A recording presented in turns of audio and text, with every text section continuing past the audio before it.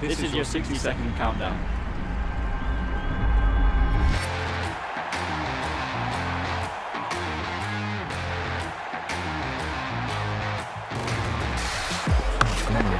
Just swept away. Yeah! Got straight through.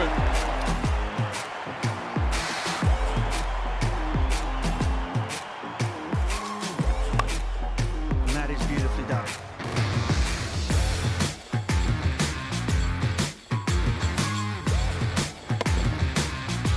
Yeah, just put his leg back a little bit.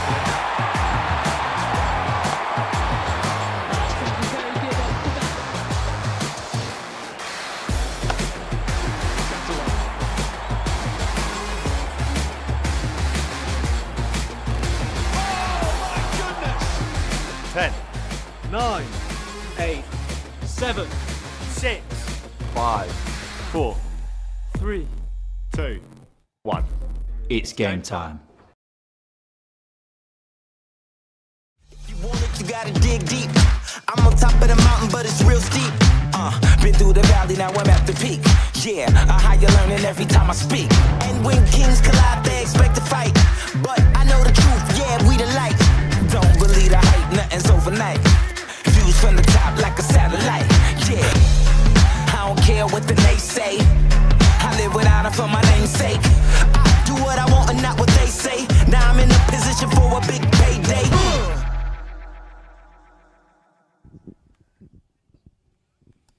Hello everybody and welcome to the Bears Den. It's Bears Den TV and we have live T20 Blast action for you today as the Birmingham Bears take on the Derbyshire Falcons. Some falconry in the house, some bear mauling in the house. The Bears looking for a big win today. A win that would guarantee a home quarter final right here at Edgbaston. We are very, very excited. My name is Atif Nawaz. Right now in the studio with me is my dear friend, the wonderful, the lovely Thea Brooks. Looking forward to getting your thoughts very, very shortly. But first and foremost, Thea, the toss has taken place and our man Jarlath, the lovely Jarlath, has been chatting to Alex Davies, the Bears captain.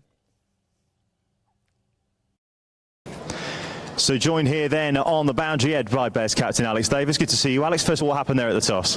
We lost it again, and we're over the bat. Good stuff. Any changes from the team used from Friday night? Yeah, Craig Miles comes in for Rob Yates. Okay, interesting. Obviously, looking back on Friday night, obviously not the result that you would have wanted, but it's great that you were able to get straight back onto it here with a chance, of course, of getting a home quarter final today as well, potentially. Yeah, of course. I mean, we weren't quite at our best on Friday. We know that as a group, and we've addressed it, but it's T20 cricket. It comes around thick and fast. So yeah, we'll be trying to put that right today. Obviously still top of the table though, which is always good for you, but you've always said that you always want to try and win every single game, and it comes down to this again today, as I say, quarter final on the line, get that done and then try and push forward into the next couple of games after that. Yeah, of course, it'd be nice to secure a quarter final tonight, but as I said the other night, we want to try and win every game, and obviously the conditions were a bit tricky the other night. We had to bowl with a wet ball, but none of that today, so yeah. Happy days. Alex, thanks for to us. It's coming home. Might be coming home. We might be coming here for a quarter final as well. Who knows? Well, the Birmingham Bears have lost the toss and Derbyshire have chosen to bowl first.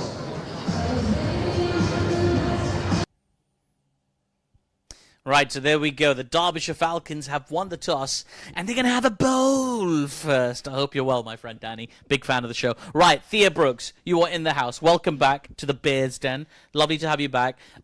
You know, the Bears, they need a win today. A win would confirm a home quarterfinal. Disappointing loss on Friday. Maybe not for you, but that's a different story for another time.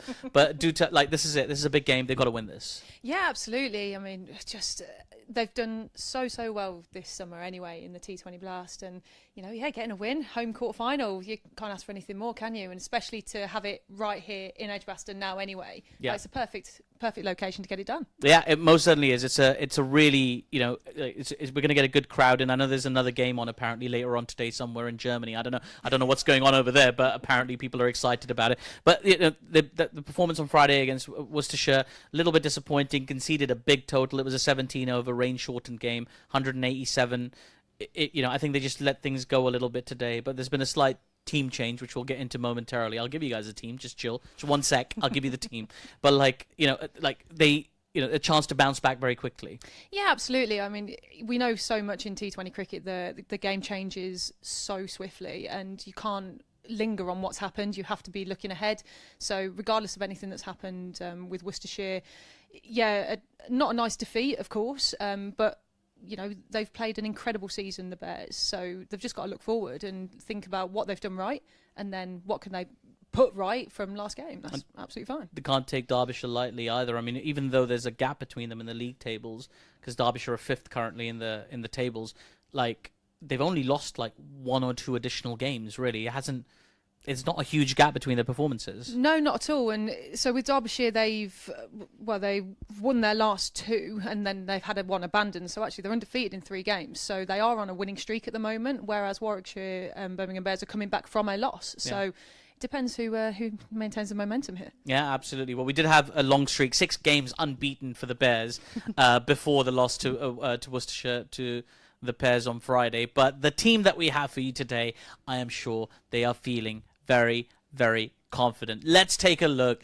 at our Bears team for today. Right at the top, we're going to have in action the captain, Alex Davies, is going to open the batting for the Bears, and I'm sure he'll be very excited because he'll be partnering for, I think, the first time this season with Chris Benjamin, who's been promoted to open the batting alongside him, with Rob Yates going out for this particular game. In at number 3, we're going to have the legendary, the King of Birmingham, Mr. Moeen Ali, coming in at number 3. Always a big reception when Moeen comes out, and rightfully so. In at number 4, we're going to have Sam Hain. Terrific to see Sam back in form. He's been playing some terrific knocks, a really memorable innings just a couple of games ago. He'll be keen to stamp his authority on the game. And at number 5, it's the Bears' Den favourite. It is Dan Mosley, Danger Mouse, who's been playing some terrific cricket, been in great form. We'll talk about that shortly. And then the big hitting Jacob Bethel in at 6. Exactly the kind of player you want at the death end of an innings. Big hits, big sixes. That's what Jacob does. And then we'll have Craig Miles, who's back into the team today, strengthening that seam department. I feel like Birmingham Bears always look a better team with that additional seamer in place. So Craig Miles will be there. And then George Garton will be in next. He had a difficult game the previous on Friday against Worcestershire, where he went for 34 of his last over. He'll want to put that right because just the game before, he was the player of the match. And then Zach Folks will be in. Pacey Zach Folks, lots of pace from him. Excited to see him back in action, partnering Miles and Garton in the seam bowling department. And then Danny Briggs in at 10. And what can you say about Danny Briggs? World class spin bowling. You feel much more secure with him in the lineup.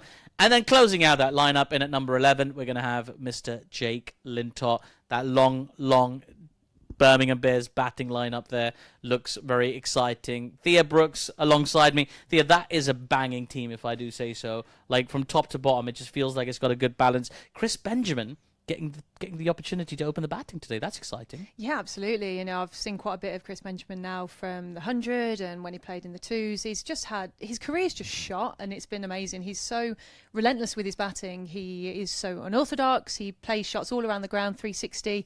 And I think that's so dangerous as bowlers because you just don't know where to bowl to him.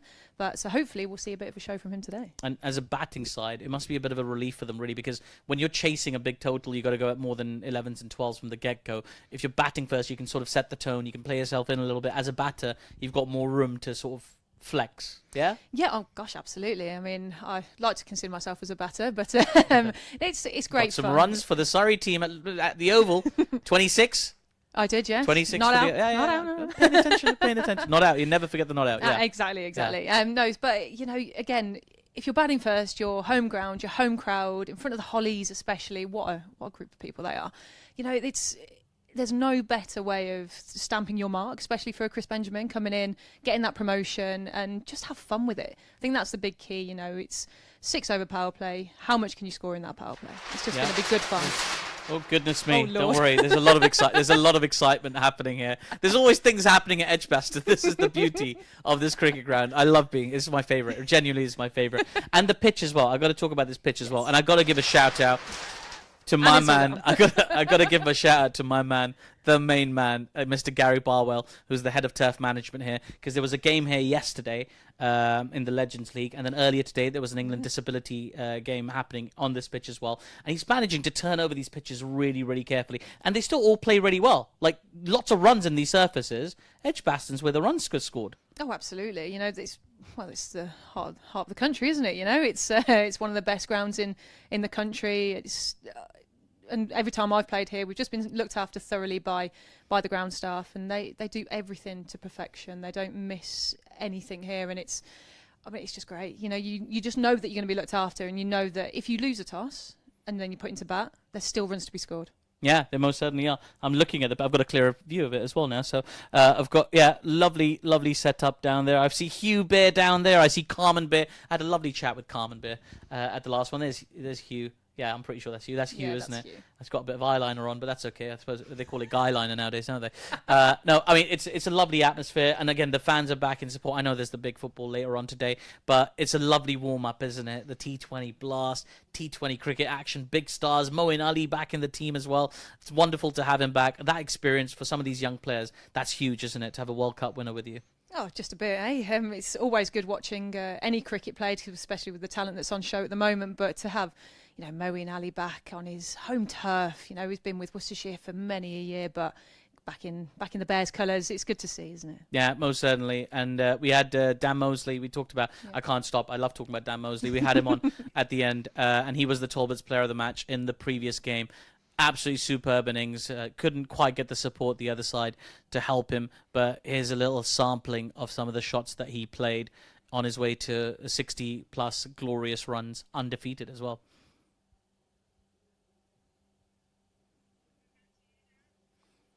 There we go. Terrific shots there from Dan Mosley. I mean, he's just a class player to have. A, just a wonderful attitude. B, just so consistent. He can get it done with a bat. He can get it done with the ball. Like, that's exactly what you want. Yeah, absolutely. You know, he's just someone that you can rely on, and he's in great nick, as we've seen. So hopefully he'll just he'll show us some fireworks today. Yeah, no, he's looking very good as Danger Mounts right now. It's a big game as well today. We're very, very excited as well at the end. It's so lovely to have you back. We're going to have Recorder Gordon with us as well today. Might get a cameo appearance from Mr. OHD. It's always welcome. Every time OHD comes on, I just want to sit down and just get comfortable and enjoy the cricket, especially now that I've got a really good view of my shoulder. I can just sit here and enjoy myself. Yeah, there's some special stuff going on my socks. I wonder if you know exactly what that is on my socks. 10 points if you can guess in the comments exactly what's going on in my socks. I tell you who does know. A very learned man, a very suave, a very debonair man whose dulcet tones you will shortly be hearing to take you through the action. And that is the one and only Mr. Adam Bridge. Thank you very much, Art. If you did tell me what those socks were, but I don't actually remember, so we're going to have to skip on from that. I have a very short memory. Hello, everyone. Welcome along to Edgbaston. Look, the camera's on. Look, it's coming home today, boys. Look, we've got the shirt on. We've got the shirt on. Where's your England shirts? Come on. Mine's in the wash. Oh, same, unfortunately. Poorest excuse from the pair of you. Anyway, we're not prepared as you are. Well, that's for later. Yeah. We'll worry about that later because we can't allow those nerves to get in the way of these nerves, because the nerves we have now are to try and secure home quarter-final. We could have done it on Friday night against the Rapids, but all in the space of 6 balls, it went a little bit wrong, didn't it? But hopefully we'll put that right today. Derbyshire, the opponents, of course. The Falcons are in town. They're 6th in the table, so they're not out the picture themselves. In fact, with a win today, they would go inside the top 4. As our 2 umpires arrive, Richard Kettleborough and Rob White, who are in charge of proceedings today. And of course the Guard of Honour. It's Junior Bears Day here at Edgbaston. Fantastic to see so many of our Junior Bears members out and around the bowl. I was out where they were playing, I think it's foot darts, or it should be cricket darts really, shouldn't it? They're having a go at little putting and stuff like that as well. Plus meeting up with a few of the players, thanks to Richard Gleeson, Kai Smith, Shay Simmons and Hassan Ali for coming along earlier on and meeting some of the Junior Bears. Good to catch up as well with Hassan and the boys in particular. Hopefully see him back soon, and Richard Gleeson as well, who was there too. Hopefully we'll get both of those back on the field of play fairly swiftly. There is one change to the Bears team from the defeat, of course. You've heard it mentioned already. Craig Miles coming into the team, which I think just gives that additional option of an extra seam bowler, which may have been lacking on Friday night with just the 2 seamers and the rest being spinners. So it's poor old Rob Yates that misses out for Craig Miles. The Falcons are unchanged from their recent victory. That was abandoned their last time out, so they're unbeaten in 3 and going quite nicely. So let's see who's opening the batting for the Birmingham Bears, and we up here had a feeling that we might see Alex Davis and Moeen Ali, and indeed, Ricardo Gordon, it is. It is exactly as we predicted earlier on. Good afternoon, viewers on Bears Den TV. It's quite exciting, being involved in some of these games. When you get to the back end of the group stages, dead rubbers are no fun. So there's plenty to play for today. Moeen back into the Bears side, looking for a score. As on his return here, and he's facing the ever so experienced Mohamed Amir from the pavilion end. He is. Amir gets us away, and Moeen gets us off and running as well. Just cuts that away to backward point, and there's one run on the board for Moeen Ali immediately. Mohamed Amir, of course, so much experience, Aaron, in this form of the game. Absolutely tons in the T20 format. 291 matches, in fact, over the course of his career. And you look at the amount of wickets, 339, a career best of 6 for 17. He is an excellent option, isn't he, for Derbyshire to have, especially in the power play and at the death. Especially to right-handers as well, gets that inward movement. It's something for Davis just to be wary of, but yeah, an ever-present. Yeah, needs to be wary after that movement he suffered off right now. There's a chance for an LBW appeal anyway. Get Davis home. at the other end just manages to get back. Bit of lazy running there. Got to sharpen up a little bit here. We can see from Derby here, similar to Worcester, starting the bowling from the pavilion end. Viewers, you may not be able to see it. We are playing on the same pitch we played against Worcester on Friday night in that local derby. So here we see Derby starting from the pavilion end, hitting into the larger leg side boundary for the right-hander and the larger offside boundary for the left-hander. We have a fantastic trio who will be rotating through and joining me and Aaron throughout today's play. I'll run you through those in a moment. There's no run as Moeen Ali just fends off Mohamed Amir. Thea Brooks, of course, you've already seen her. She'll be with us a little later. And OHD's returning as well after his wonderful performance on Friday night. We asked him back and he very kindly said yes. This is a Sunday. I mean, you look out from our position here, we're very lucky. We've got beautiful green trees and there's the Birmingham skyline ahead of us. There's blue sky, a bit of scudding cloud. It's what a wonderful afternoon. The sun comes out at just the right moment as well. As bit of shape there from Mohamed Amir. Well, I had a little nibble at that one, didn't he? Yeah. Much better, much more pleasant weather for us here today than we had on Friday night, with that bit of rain and stoppages to the play earlier on in the piece. Hopefully the weather sets fair. Everyone's sitting in the Bear Gardens warming up for the big event later on.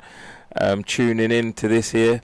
Hopefully we can get across the line and get that home quarter-finals, and we can have more sport to enjoy as local Warwickshire Bears fans. I'm here to continue from the pavilion end. And there's the figure that's very familiar, of course, in T20 cricket, Samit Patel, who's captain in this Derbyshire side. He's in the covers, fielding in close. That elbow guard, or protecting his elbow, some kind of bandage. Samit now 41, is he? 41. Yeah, also the most appearances in the history of the T20 Blast. So we talk about experience, we'll say it throughout the piece, but Derbyshire have got plenty. I mean, he tries to cut away, but again, he can't get it off the square. There's no run, and that's a fairly tidy over from Mohamed Amir. Just 2 runs from it. One to Moeen Ali and a leg by as well. And it's a really good start from the Falcons on a wicket that we know, Ricardo, was quite excellent, wasn't it, on Friday? Yeah, and seamer friendly it was with the new ball as well. We've seen that from the way Tommy Taylor bowled on Friday night. I think it's a great choice from the Bears to bring in the extra seamer, because on the pitch it did look very, very flat and didn't provide much turn. So to have the extra seam option is a great way to go. Gives them a bit more balance and a bit more options. Davo's going to face Alex Thompson from the far end, another one who's graced Edgbaston in the past in the colours of the Birmingham Bears. He has indeed, yeah. It's good to welcome Tomo back to Edgbaston. He's had a decent start this season. He's taken 3 wickets for the Falcons, so they'll be looking to add to that tally today. But a fine spin bowler in T20 cricket. Davo's on strike then, and he just turns that into the leg side for what will be 1. See the ploy here from Alex would be bowl around the wicket, as you can see, and look to slide the ball across Alex Thompson. not sorry, Alex Davis. Too many Alexes. Slide it across Alex Davis. He's bowling to Moeen Ali now, so the field changes. So it'll be interesting to see how he goes about it here. Moeen Ali is a very skillful batter and does back himself to hit it over extra cover, and it's a shorter offside boundary, so probably looking to cramp him for a bit of room. Glorious sunshine around Edgbaston as watchfully Moeen just defends that first ball. Was you playing yesterday? Yeah, I played yesterday. How'd you get on?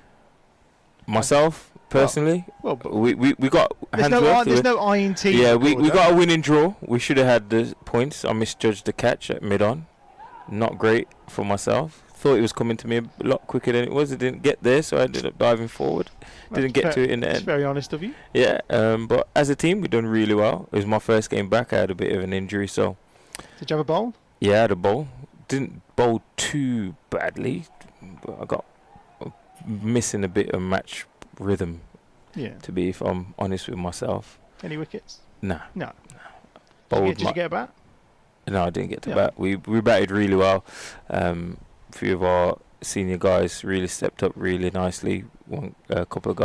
Three guys got half centuries and post a total of 267 off our 50 overs. We got them 9 down for 170.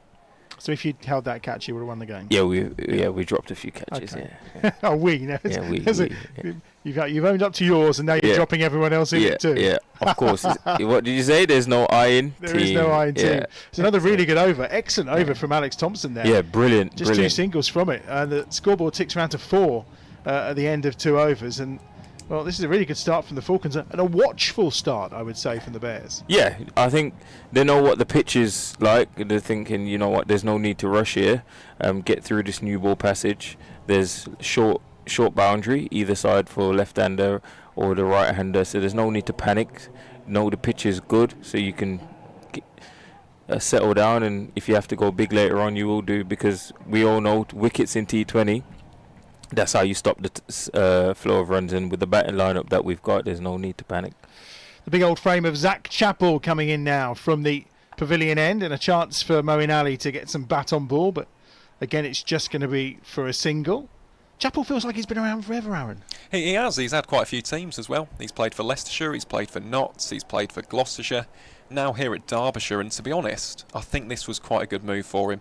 He needed a county which would back his skills, which would give him the opportunity across formats to go out there and take wickets, and this season he's done a good job. 14 wickets at 22.57, so again, decent option for Samit Patel to use, and also something for Davis to watch out for in terms of the matchup. That's what we have Aaron here for. He knows his way around county cricket like anybody else. That's cut away nicely by Davo. He's just steered that really, no real effort. Great bit of fielding down there. Super bit of fielding. It's going to be mopped up at the end by Alex Thompson, but the initial stop was excellent, and it saved a couple of runs. I think Davo here has been a lot more watchful than he has been, considering that I think everyone's going to deploy of cramp him for a bit of room, get the ball to angle back in towards him. And I think he's been a lot more watchful than he has been in his past couple of innings in the Blast. So he's as a captain today, I think he's wanting to lead from the front with the bat in hand. So this is, though it may seem a slow start, I think it's a watchful start and a good start from the Bears. Not all the time in T20 you can smash the ball to all parts. No, that was well hit that time by Davo, but sounded all right. You'll get nothing for it though, but the contact sounded pretty good. Yeah, I think at times when you've won the toss, you've lost the toss, you've been stuck in, and you've just come off the back of a loss as well. You're having to set a total to secure a home quarter final as well. The pressure can be there, but this is how you kind of get yourself back into the game. Great shot. That's more like it. Sails over the top of the fielder for 6 runs. Got up high there from Zach Chappell, and Davo just dealt with it fantastically. What a great shot. Fantastic shot there. Davo reacting well to that short pitch ball, getting inside of it and pulling it behind the fielder back with a square. And that's what I'm talking about.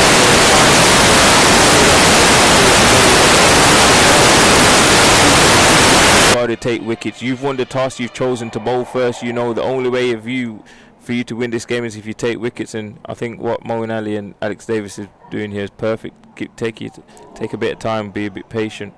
Yeah, Zach Chappell responds, one in the body of Alex Davis. That's a leg bye to the total. Score moves on to 13 without loss. Mo's on to strike. 1 ball remaining in this third over. A little bit better for the bet. Again, sometimes you just wait for the bad ball, don't you? Yeah, 100%. As you can see, Alex there's a clear plan against him. I think everyone's noticed. Definitely angle the ball back in. If you can get it nip back into him, you can stop him from freeing his hands up. Moeen Ali, is an all-round player, fine player. Well, he gives himself some room there, Mo. He got plenty of it, but straight to Lewis Rees. That completes the third over. The score 14 without loss.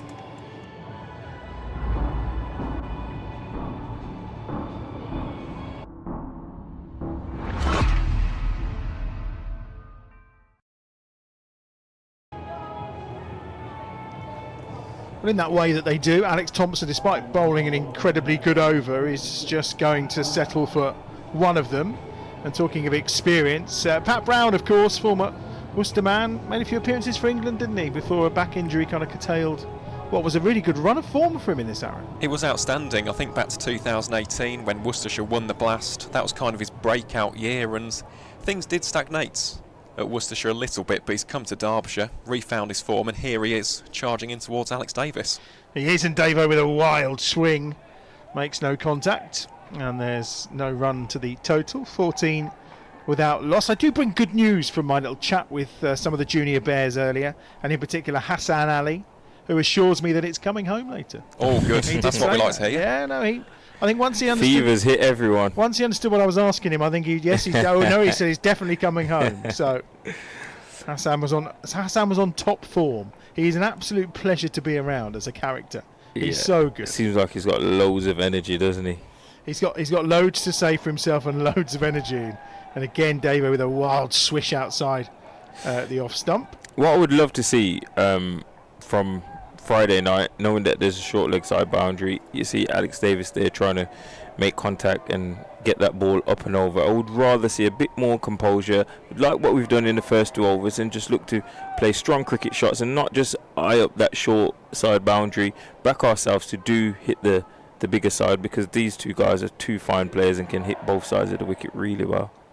There we go. Has gone, and he's gone high, and he's gone big, and it's not quite going to cover the ropes, but it does at the first bounce. Got a lot of height on that for a short boundary. It's just 4, but it's 4 more to the total, and the score moves on to 18 without loss. Seemed as if it was a little bit of a slow ball there, and they were just trying to get underneath it a little bit, and it's got a lot of it. It's got it in and over that ring field, and it's just plugged into the outfield for a 1 bounce 4. He's got a little trigger of a little wiggle, hasn't he, Alex Davis? There's a little wiggle there just as Pat Brown comes in, and it's, well, a one-handed swish this time. Pitch seems like it's playing really well here. Carry looks consistent. The bounce looks consistent. Slow balls look like they're not really holding into the wicket as much there. You can see, we know Pat Brown is well known for his slow balls, but I think over the last couple of years after that injury and making his debut for England, he's worked really hard on his pace on deliveries, where he's developed a really good Yorker and a really good bumper, and it's made his slow balls a lot more effective. 18 without loss. Cut away by Davo with some gusto. Just 1 to the total. He moves on to 14. Score on to 19. Mo taking his time here, 3 off of 10. I mean, he took his time to get going on Friday, and then we saw a little flourish, and then that was that. If you could be like Chris Gale, that would be fantastic. Who wouldn't want to be like? He could be like Chris Gale, that would be brilliant. We know Jake Lintott thinks he is. Thinking and being like. No. I would love Moeen Ali to do a Chris Gale here, take about 15 balls to go nowhere, and then just absolutely knock it to all parts of Edgbaston today. He's flat batted that for what will be just the 2 in the end. And 2 more to the total. And that's the end of the over. 21 without us. I actually think Jake Lintott's a really good batsman. But yeah, he again, can definitely the other play. day we saw him coming in at 11. But we've seen him biff the ball fantastically. Not- And we all joke about his comments about back with Chris Gale and all the rest of it, but he's actually a really good batsman. Yeah, he is. I think back to 2021 at Canterbury, I was there for that quarter-final. He hit 41. I mean, he can bat. He used to bat in the West of England Premier League as well, up the top of the order. And he can clear the ropes, but he seems to always be either 10 or 11. You just sometimes think maybe a bit more confidence in him pushing him up might offer something else, but then we have got such a deep batting lineup. So, Dave's been done there by Amir, has he? Yes, he has. And he got the feather edge on it, and he's gone for 14. It's a delightful ball from Mohammed Amir. Just did enough. Caught the edge of Alex Davis' bat, and it's caught by Brooke Guest off the bowling of Amir, and that's the end for Davo. He's out for 14, and the Bears are 21 for 1. Mohammed Amir showing his experience there. I think Alex and like many of us is probably looking for that ball to be coming back, and he's just held it and pushed it across him just enough to find the outside edge, and that's why Derby pays him the big bucks. Really good ball, wasn't it? Yeah. You'd be pleased with that one, wouldn't you? Oh, top class bowling from a very, very tricky customer, Mohammed Amir. We've all watched him do it for Pakistan for so many years against high quality international batsmen, and now we're watching him doing it for Derby here against the Bears. Hopefully here in comes the inform man, Dan Mosley. Yeah, top scorer from Friday night. He was the Talbot's Law player of the match. The new batter is Dan Mousley. 21 for 1 the score. Time as well to get going as he did the other night, but he didn't waste much time, did he, really, before he started launching the ball away. It'll be a good contest this. Dan, we all know, is a fearless young cricketer, as we see, and he's a man for the big occasion, so he won't be playing, will not be playing the name here as he stands in front of Mohammed Amir. He'll be definitely watching that ball and be looking to oppose himself onto this game. Good crowd in again this afternoon as well, and that's cut away, and he's off on firm stroke punch through backward point there. What's interesting as I'm looking onto this game, I've noticed in the last 3 games that we've done that no one anymore really has the third man early out in the piece. When I was playing, we used to have the third man and the deep square leg. Now it's a deep point and a deep square. Yep. So it's quite interesting to see how the games develop, where everyone's noticing that the ball doesn't really go through third. As I say that. Yeah, no, it never goes through third at all, Recorder. Look at that. As I say that, right, I'll be quiet now. I'll be quiet. Well, I think Moen would prefer to get a boundary probably in a slightly more convincing fashion, but that'll do. It's 4 more to the total, 26 for 1. A boundary for Moen to take him up to 9. And again, it's a pretty good ball. Yeah. It's a great line, isn't it? Fine bowler. As Jeeps would say, don't get beaten on your inside. That was the thing that we were told. Do not get beaten on the inside of yourself when you're feeling at short third or short fine. Shorter from Mohammed Amir, pulled away this time. Just be 1 more to the total as it's fielded by Ross Whiteley, who's patrolling the leg side boundary for the Falcons. 27 for 1. Moeen on to 10. 2 balls remaining in the 5th over. Options, of course, we'll see Summit into the attack. He bowled brilliantly last time out. Just 15 runs off his 4 overs. And we know what a tricky customer he can be. The Bears have found him that over the years. I'm sure we'll see him shortly. And Dan Mousley watchfully. Still seeing a bit of shape here, Adam and Aaron. There's still a bit of shape here from Mohammed Amir. We know he's a very skillful bowler, but for him to be shaping the ball in the 5th over says something. It's either there's a little bit in the surface, or that ball has been well looked after. So again, I think this start here is reflected onto how the Derbyshire bowlers have been bowling really well. It's not that easy out there, I don't think. Well, no, and we talked about that's a shot and a half from well watched, well what played. A beauty. And that's the thing, isn't it? He didn't snatch it, he just patience, waited for it, and just guided it into the gap. It's a fantastic shot. It's 4 runs. The area again, short third. It is. Ricardo's off. He'll be back soon. 31 for 1 then, after 5 overs. Dan Mousley moves on to 5, and Moeen is on 10. It's almost the nonchalant way he plays that shot as well. It was really clever. From Danger Mouse, the man himself. Zach Chappell will return This time having a bowl from the Birmingham end. And he'll be bowling to Moeen Ali as alongside us comes OHD. How are we? We're good, how are you? Yeah, team, yeah, very good, thank you. Had your cup of tea and biscuits? I have, yeah. Had a cup of tea. Bourbons this time. Oh, there were none there the other night when I went looking for the bourbons, so I'm quite impressed you found some. Or was that down in the dressing room? I'll be honest, they're in my locker. I've hidden a few in my locker. Bring your own biscuits, look at that. Yeah, it's not protein shakes and protein bars, it's bourbons in my locker. Do you bring your own tea too? You got Yorkshire tea here? No. Do you know what? Controversial opinion. I think all tea tastes the same. I like a cup of tea, but it's all that tastes the same. Yorkshiremen can't say that. They all it's not normal, is it? God dear. It's fine. Be nice to have a little flurry at the end of this power play. I was going to say, what have you seen so far? What are you I thinking? think they bowled well. I think the pitch might be slightly different. Obviously, the other night it was very dewy. I wondered if it skidded on a bit under lights, and it's sort of bounced a little bit more here and seamed about a little bit, hasn't it? I think they bowled very well. Well, Mohammed Amir is just top quality, isn't he? He's world class. And even Zach Chappell here is a good young bowler, and he's clearly utilising the big leg side boundary that he's got to use here to these left-handers. So he's tied up the batters pretty well here, and 1.2 overs for 11. He's done a pretty good job. Good call to bring another seamer in as an option, because it did feel they were a little bit light maybe on Friday night seamer. Yeah, probably. I mean, it looks a good pitch. It's a fresh pitch. I don't think it's going to, although it's used, it's not like it's going to deteriorate and spin loads. So yeah, to bring Milo in is not a bad shout, I'd say. Yeah, tough call on Rob Yates. He's the man who misses out. That's the inside half of Moeen Ali's bat. It's just going to be a single. One more for the total. And Moeen's scratching around a little bit at the moment, but it's those kind of innings that then all of a sudden it just starts to flow sometimes. Oh yeah, a player of most quality. He's currently 12 or 15 balls. I have no doubt if he stays in for another 20 balls, he could easily get up to 60, 70 runs.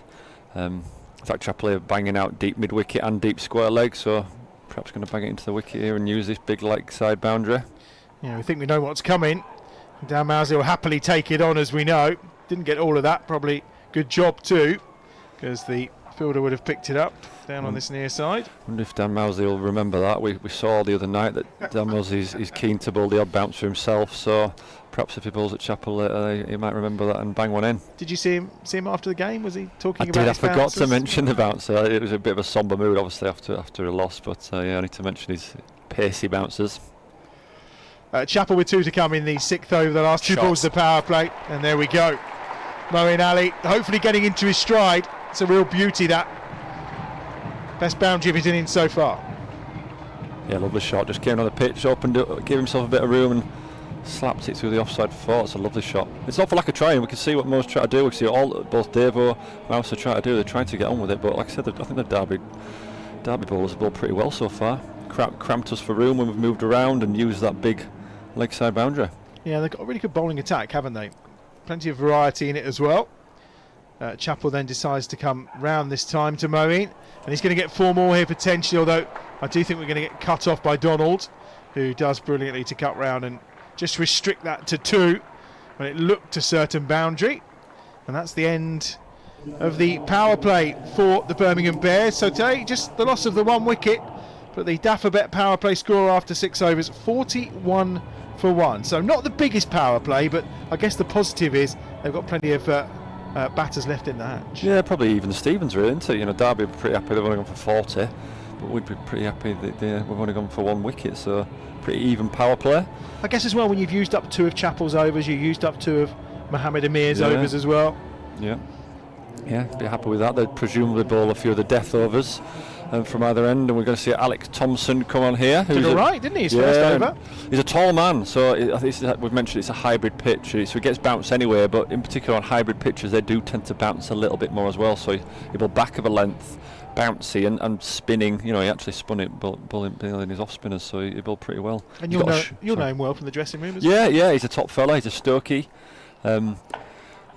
Plays up in Leek, I think was his cricket club, so he's a good fella. Loves his fishing. If you roomed with him, it was a bit of a nightmare because day before he'd often travel down to, let's say we're playing in Gloucester, he'd go fishing on the way down, so you'd walk into the room and there'd be fishing kit drying on all the lampshades and whatnot because he'd been catching pike or something, but he absolutely loves his fishing, which is fair play, as Mo tries to give this a whack into the leg side. I was going to say, Mo went fishing outside the off stump there, didn't he? But Tried to sweep it round just for a single. Yeah, it's an interesting tactic here because, as we mentioned, there's a big leg side boundary. There's now a short leg side boundary at this end, so Tom's got quite a tough task here to these two lefties to try to restrict them to this short leg side boundary. As Mouse comes nicely down the wicket, knocks it to long off for one.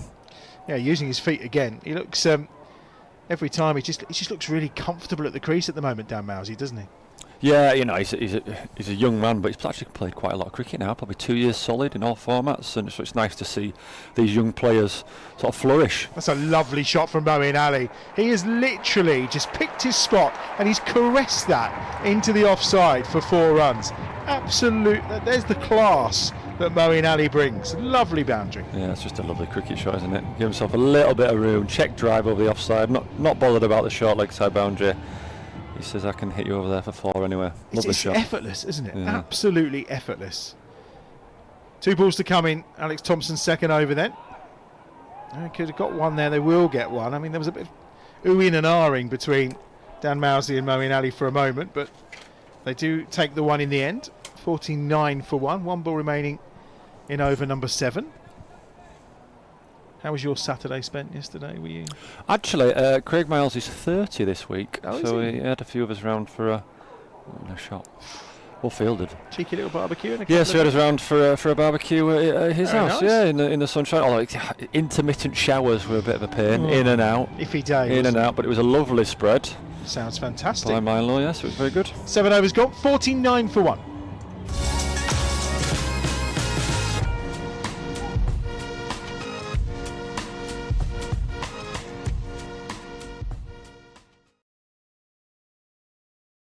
The barbecue chef, and does he take his barbecuing seriously?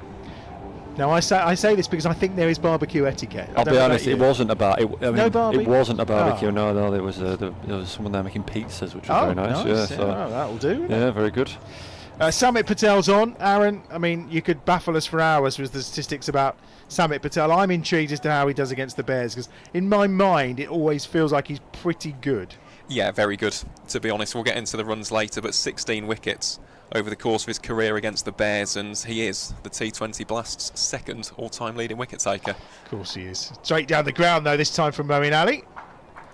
And of Is it- course the all-time leading wicket taker is? Danny Briggs. I was about to It say, is indeed, Danny Danny Briggs. Is it close? Or Relatively close. It's not in terms of appearances, I've got to be honest. Samit Patel is well ahead. He's got 243 appearances today wow, in the Blast. The next is Stephen Croft wow, on 230. wowzers. 50's up with that single for Moeen Ali. 50 for 1 then. Start of over number 8. Samit again. Both elbows got bandages on them. Whether that's a medical reason or whether it's just part of the look nowadays. Quite a lot of the time, it's just for saving grazers, because if you're having to dive Oh, on 'cause on the old the wickets, used yeah. pitch, yeah, you can sort of rip your elbows to shreds. So quite often, it's just to save that.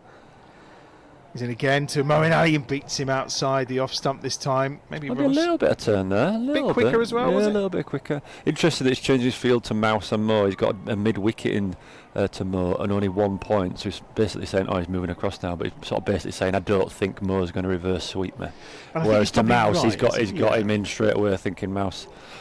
Now he's got 3 balls after the over. He's moving across, probably saying, I don't mind you tickling me in the leg side for a couple of singles now, because he's bowled quite a good over. And in the end, it's a decent ball, actually, that Mo can't get away. A bit frustrated with himself, for sure. 51 for 1. Where are you watching the game tonight? Well, I'm not too sure, actually. I think we might just end up going home. Oh, okay. Yeah, very boring. Well, Shot Mo's was gone the big. It's a slog beauty. sweep. Fairly straight slog sweep as well for 6 from Moeen Ali. That's the big boundary as well. Again, Mo saying not bothered about the short side. Big slog sweep there. It's gone all the way almost onto the AstroTurf for a hell of a 6. It is. He's on to 31. See, out of nowhere, from scratching around, he's suddenly powering his way into the 30s, Moeen Ali, which is fantastic to see. Yeah, I'm going to some sports bar, I think, with my sons, yeah. who are they've gone already. Oh, and he he's goes gone big again. again here. Has he got it? He has. Yes, he has. I mean, there's no doubt about that. Again, almost into the stand, and that's a big hit for Moeen Ali off Samit Patel for 6 more. And what a way to end the over. 14 off it from Samit Patel in the end. 63 for 1. Mo is flying along. He's on 37. Well, yeah, again, we mentioned earlier, that's the class of the man as we see the ball again here. It's actually pretty well bowled. We saw Moen move across, and Samit's gone even wider, and Mo's dragged it from the wide line, got all of it, and managed to hit it for 6. But we mentioned earlier that what was he, 12 off 15 balls, but here's the quality of a player like Mo. He's all of a sudden 37 off 25 balls, striking at, what would that be? I can't do the maths, 180 or something. So, you know, that's the quality of the man right there. Impressive. Partnership is ticking along nicely as well. 42 runs. As in comes the full toss from Thompson this time, down the ground for Mousley, and it's fielded this time by Lewis Rees. Just one more to the total, and it's one of those where Dan's happy to just play second fiddle at the moment. Yeah, it looks like it, doesn't it? And why not? If Mo's decided to get into top gear like he has just done that last over, it'd be interesting to see if he keeps on going to Tomo, which he does. And he does. I mean, it's no surprise. It's the short boundary, isn't it? And again, fairly effortless from Moeen Ali, but it's another big 6 to delight a really good crowd in here at Edgbaston this afternoon. What a great way to warm up for the Euro final tonight in England. Yeah, nice to see lots of families in. Lots of kids are about sort of wandered around the ground a bit this morning. Lots of families in, lots of kids. Great to see, and like I say, hopefully win for the Bears and then win for England later. Wouldn't that be nice? Be a nice double, wouldn't it? Yeah, that'd be good. It'll do. Yeah, it's Junior Bears Day today, so that's why there's so many of them lurking and enjoying the day and all the activities. I was doing a bit of Q&A with Hassan and a few others out there, and it's always fascinating for the kids to hear how they got into this business and this game. And well, if they've heard that and now they're watching this masterclass from Moeen Ali as the 50 partnership comes up between these two off 26 balls. That was a lovely shot again. Just set himself up so nicely. And as you mentioned, Mo's been tied up a little bit. I thought, like I said, Derby have bowled pretty well to him, and he's all of a sudden thought, no, had enough now. 3 brilliant slog sweeps and then a classy extra cover drive for 4, and he's got 22 off the last 4 balls. And he's on to 47. Does he have a 50 for the Bears in T20? He doesn't. I thought so. Oh no. To Moeen again, straight down the ground this time for Moeen over the top. He's palmed over the bar. Well, that's something Jordan Pickford would be proud of later, but he's palmed it for 6, and it brings up Mo's debut 50 in T20 for Bears. He's on to 53, the Bears are on to 80, and it's come off 28 balls. It was a good effort down that long. I'm not too long off. Oh, it's Arian Donald down there. I thought nearly, has he got a 50 for the Bears? I thought nearly classic curse of the commentator there. But luckily tipped over the bar for 6. Well, I thought that was the case, but I thought I ought to check, and he's carved that one away for 4 more. Yeah, another classy shot there. I think Tom was clearly decided to go death to Mo because he's putting his foot on the accelerator here. Tom was attempted to go for a Yorker. It wasn't a million miles away, but Mo up in the face and slicing it away through backward point for another good 4. 21 off the over so far, and we know what these kind of overs can do to sides. 84 for 1. Mo's on to 57. Oh, that's well bowled. And he's going to get a single. Took all the pace off that. We don't have a speed gun, but I would imagine that would have registered at about 40 miles an hour. That was very slow. Probably about half the pace of one of Dan's spinners, that's for sure. That's right.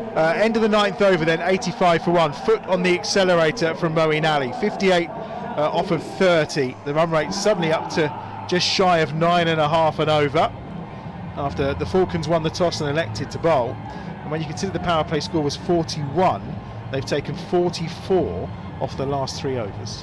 Yeah, we mentioned the other night that this looked a blooming good pitch, and we thought 170 was par off 17 overs. And I think you'd be thinking similar here. What we're going to be looking at, 190, maybe 200 if you have a really good end of the innings. This is again another brilliant surface. No signs of wear. I can't see many footholds that you would normally see from a pitch that's been used once, and it would normally have a bit of wear on it, but indication there what these hybrid pitches are like. They don't wear as much, they don't break up as much, and it looks a brilliant surface to me. Pat Brown will come on from the Birmingham end. First over went for 7, and he's into the attack now. 85 for 1 the score then. Last ball before we reach the halfway mark of this Bears innings. Watchful from Mo this time. Yeah, Pat obviously grew up, came through the Worcester sort of system and has moved to Derbyshire.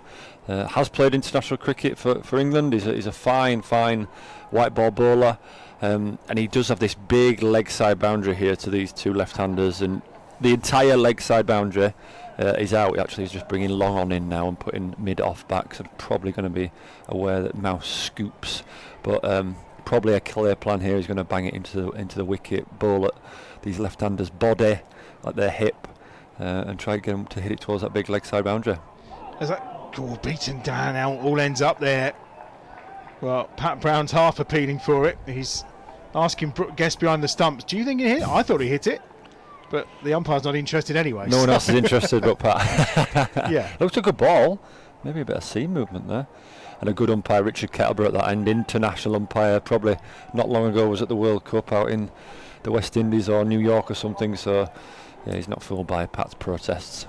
We're not going to get time this time to talk a bit about your benefit, but we'll talk about that a bit later, as we would like to give you a plug as you're here with us because of all the good work it's doing for charity as well. As Mousley comes down and just hammers that, I think, into the ankle of Pat Brown. Showing his football skills there, Pat Brown. Yeah, certainly did. Mr. Southgate's watching.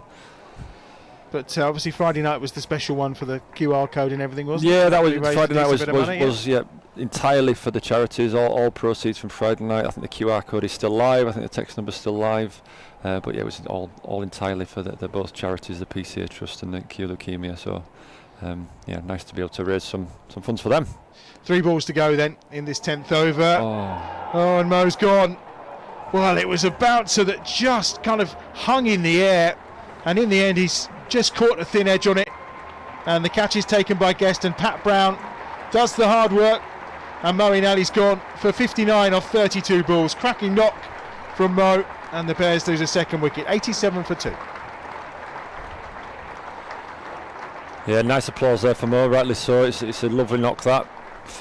59 off 32 balls, pretty good. It's one of those that if he leaves it, is it a wide? Is it too high? It was quite slow and loopy. I don't quite tell if it was a slow ball bounce or maybe it's just stuck in the surface. But it's one of those that maybe if he leaves it, is it a wide? But understandably, he's chased it. As we mentioned, as we thought, Pat using this big leg side boundary, banging the ball in to try and get those left-handers to whack it out there. I think you're right. I thought it was a slower ball bouncer actually. It was just the way it sat there, almost asking to be, but it was quite high, wasn't it? Yeah, and he was almost reaching for it a little bit too much in the end. Yeah. But when you're in the moment, I guess, and everything's flying in the manner it has, this is a good comeback over from Pat Brown, really. Just 2 off it and the wicket of Moeen Ali, and of course it brings Sam Hain to the crease. Yeah.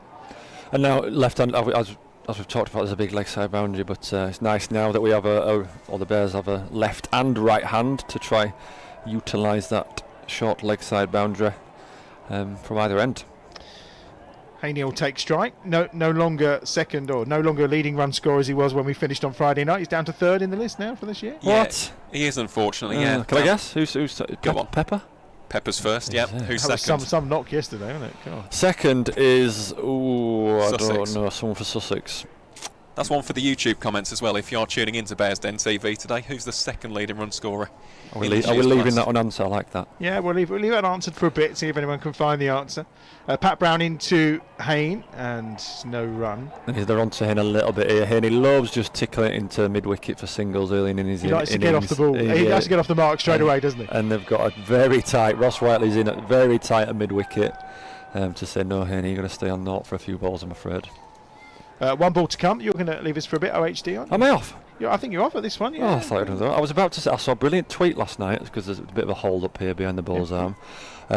Someone saying if Pepper continues like he is, because he's having a very fine season down at Essex, there's the incredibly exciting prospect if he gets called up for England. Salt and Pepper. That Salt and Pepper might open the batting for England. I mean, how exciting is that? That is incredibly good. It's almost the amount of years we waited to get Folkes, Wokes and Stokes all in the same team. And if only onions and mustard were still around.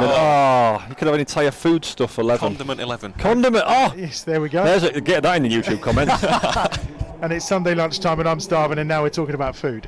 We'll get you back in the second innings if that's all right. Cheers, team. Top man, thank you very much. Ollie Hannon-Dolby then with us here today for the game against the Falcons. 88 for 2 then, 10 overs gone.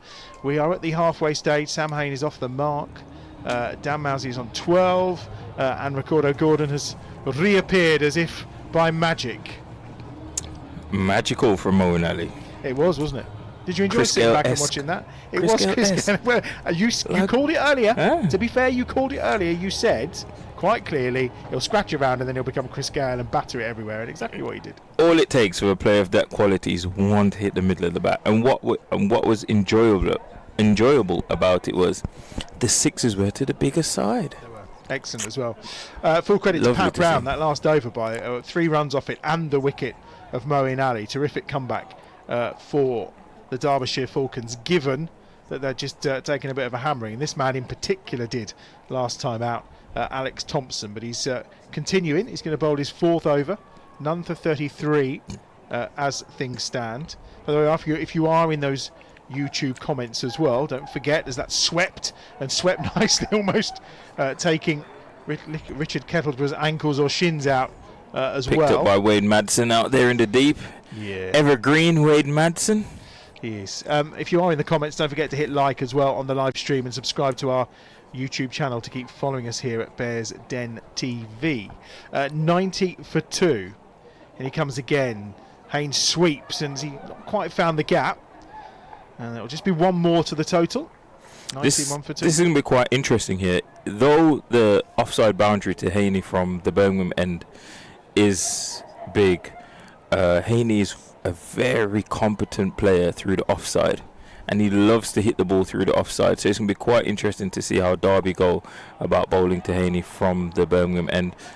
It's really well bowled that by Alex Thompson. He saw Dan Mousey coming then, didn't he? Held it up, slowed it up a little bit and chucked it a bit wider. 2 left in the over. Again, good comeback from Alex Thompson here. Just 3 singles so far. 2 balls remaining. They've checked the run rate a little bit here.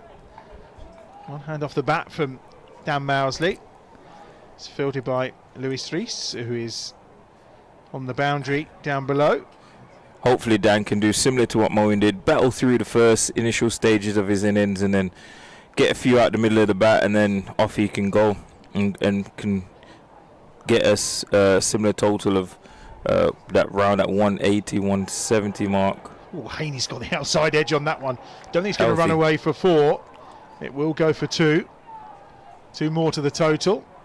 94 for 2. Haynes on to 5. That's the end of the 11th over, and the Bears 94 for 2.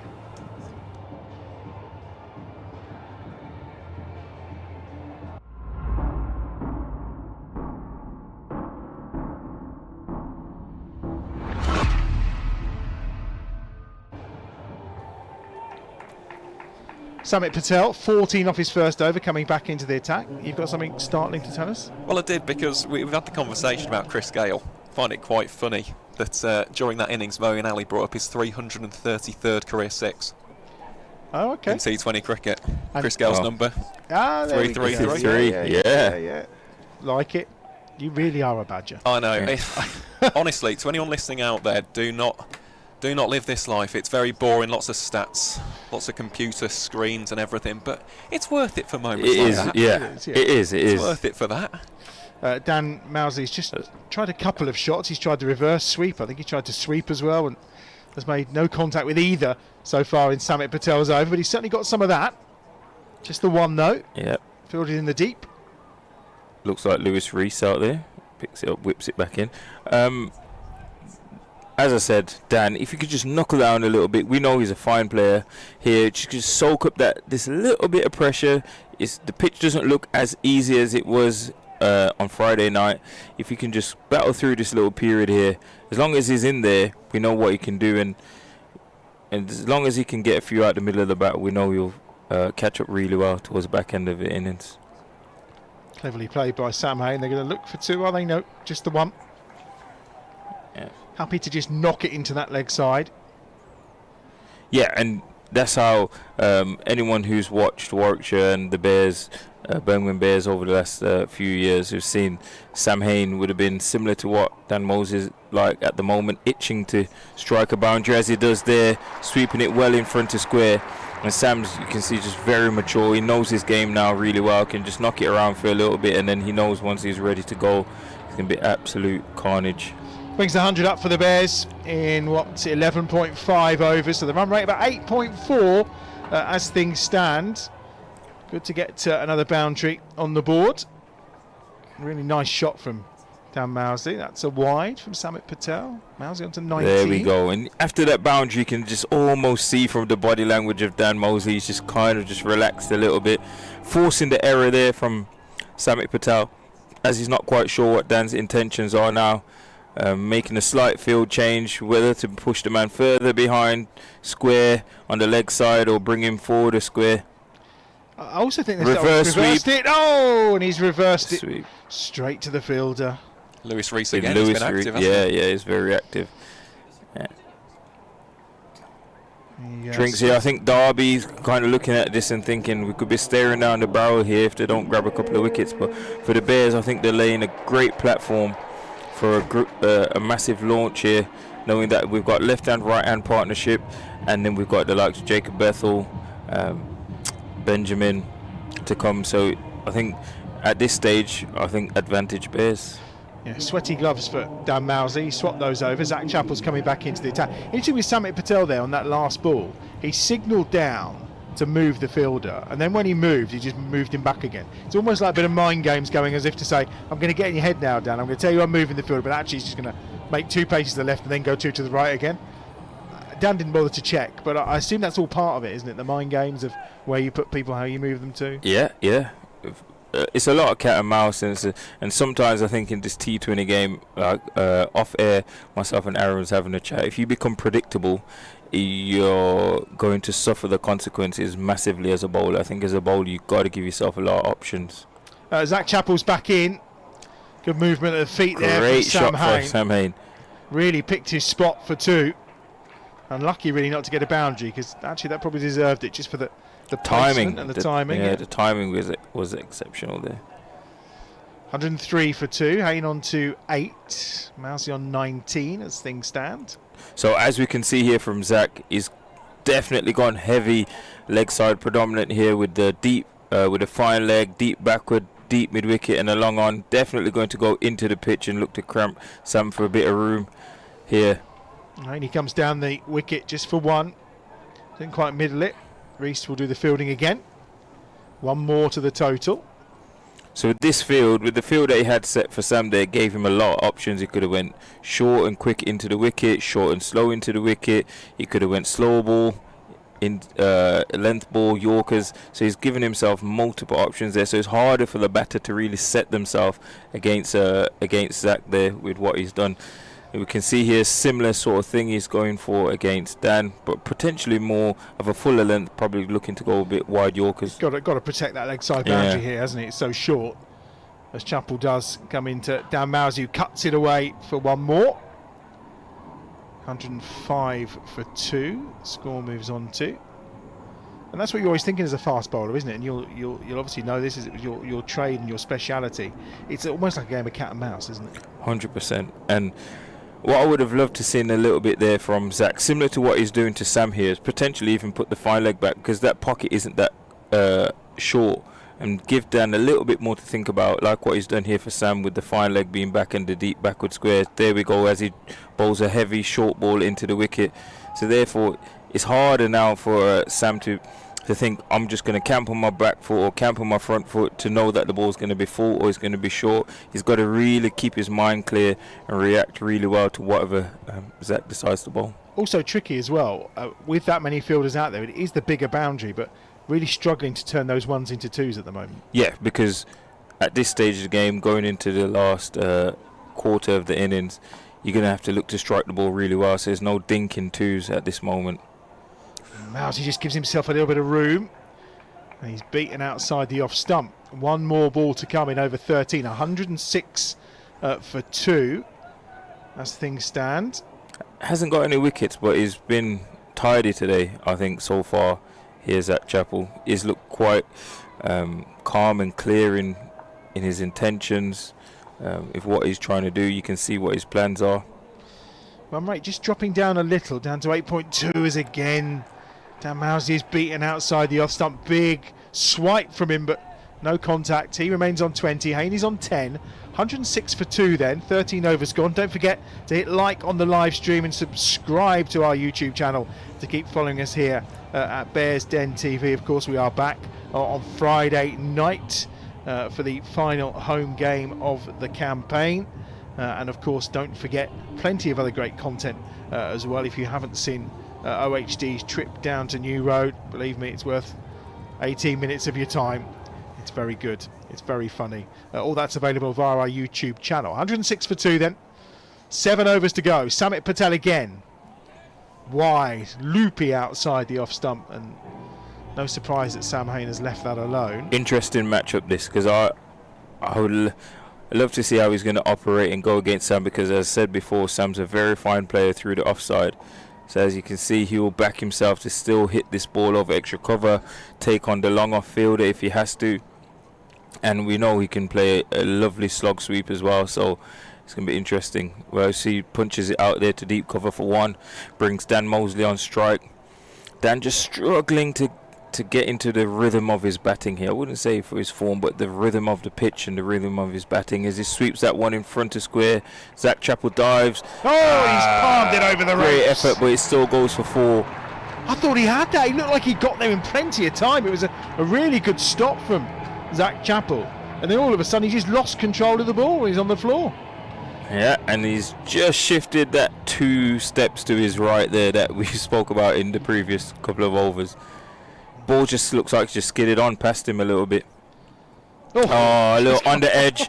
Is he going to go for 4? Mohamed Amir gives chase, picks it up with his left hand, 1 hand back into the keeper there. Just the 1? Just the 1. Oh, they all count though. Yeah. You know, in the scorebook, it doesn't say where it came from, does it? 1 more to the total. 6-7 off the over so far. Good start to the over for the Bears. 113 for 2 now. It's at this point that, with this many wickets in hand, you would expect these two to just put the foot down on the accelerator a little. Sam Hain will take another single.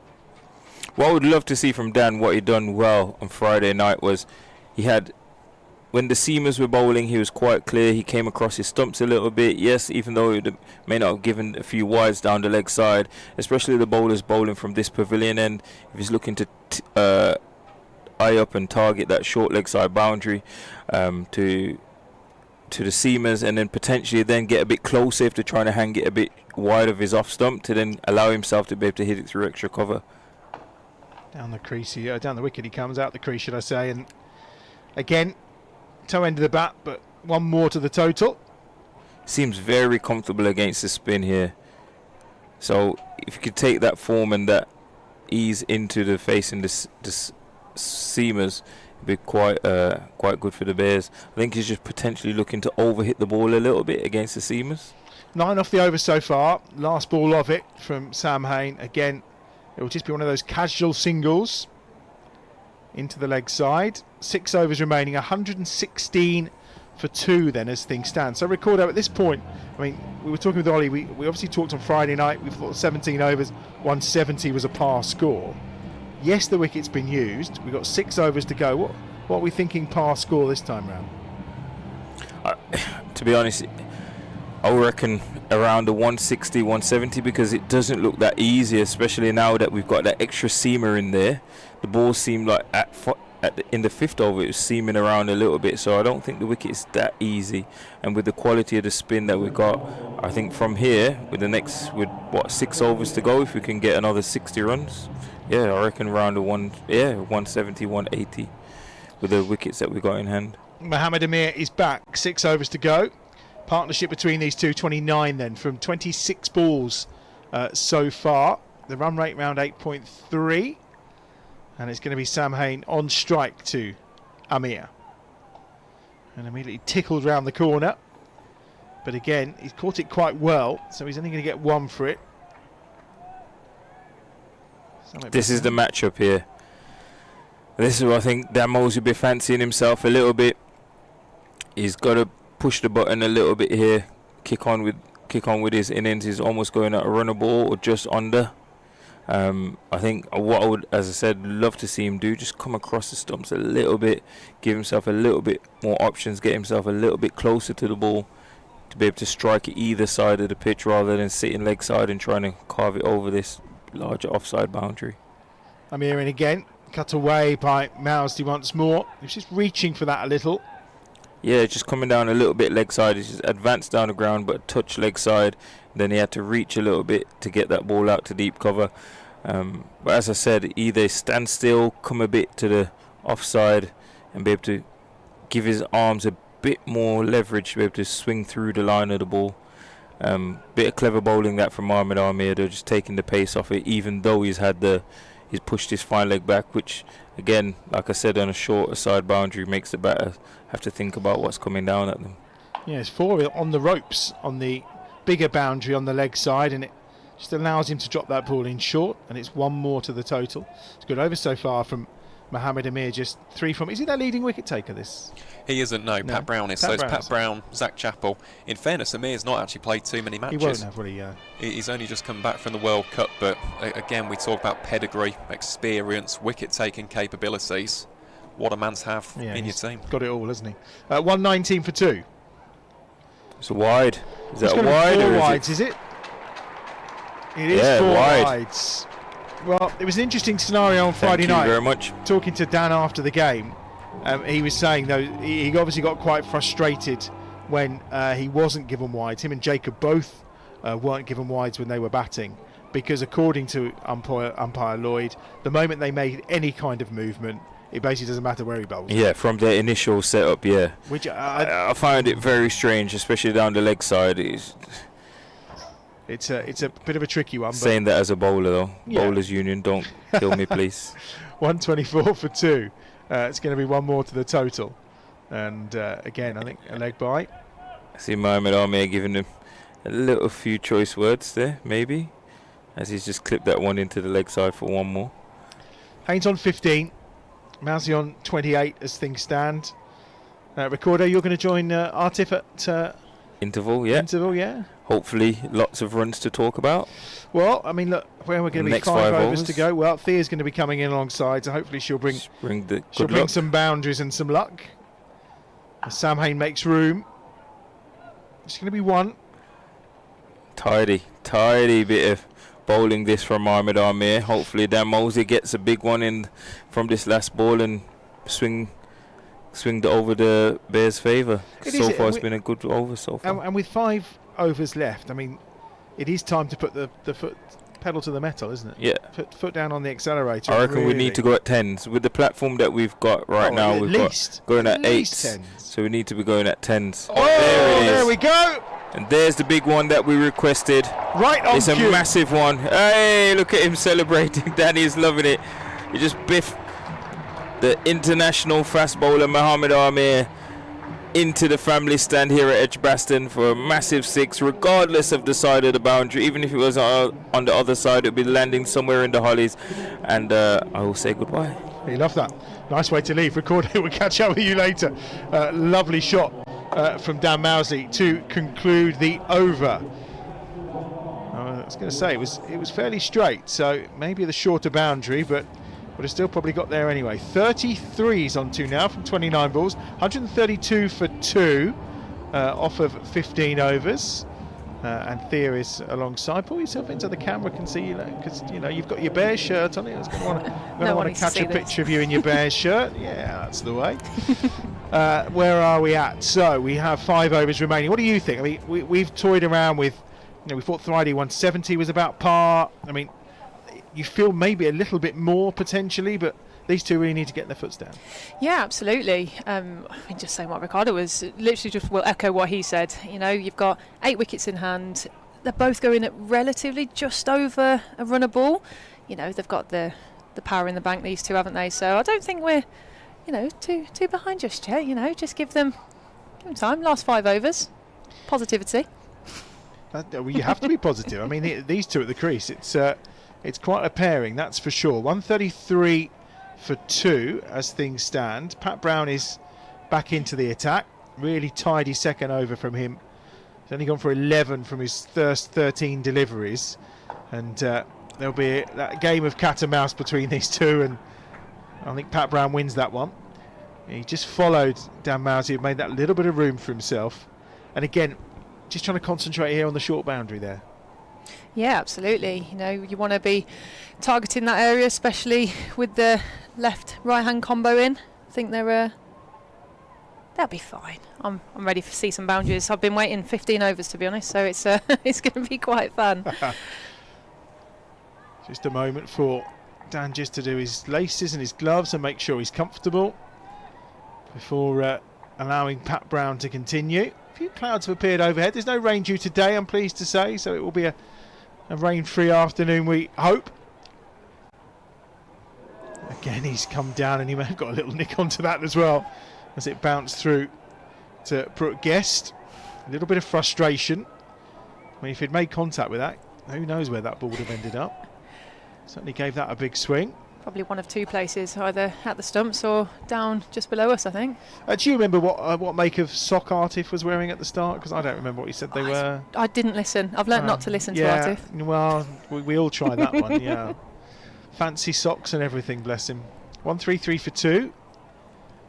He's spent the weekend in Birmingham, so I think he's had a wild old time. That's turned around the corner again for one more to the total, but I think that's going to ease the frustration that Dan Mousey's felt throughout this over. Just 2 of it so far from Pat Brown, and like all good batsmen, he has a look at the bottom of his bat as if to say, the bat's fault, not mine.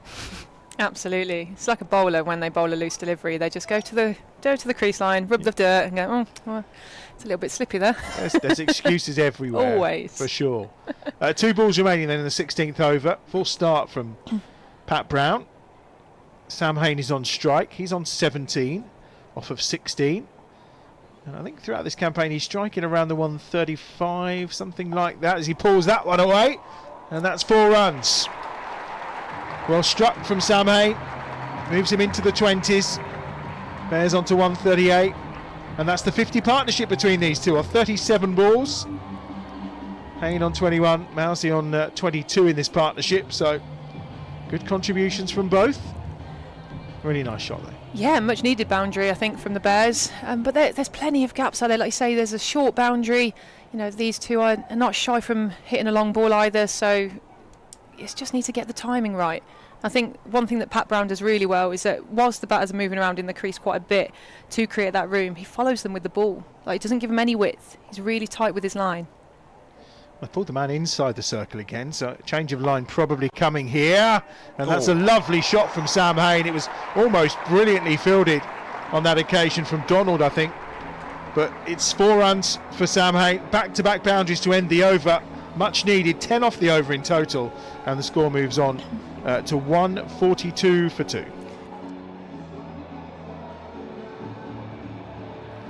It was a lovely shot, driven away.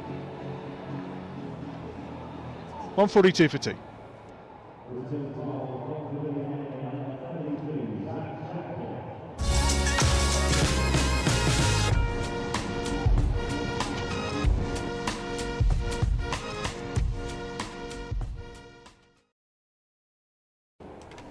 Zach Chappell is back into the attack. Nice for you to be back up here again at your old stomping ground from the Sparks and the Bears, obviously. And you've been playing for Surrey too. I have, yes. Yes, Okay, third county, exciting. I was going to say, we won't talk about that. Chappell's in then, and that's going to be a wide.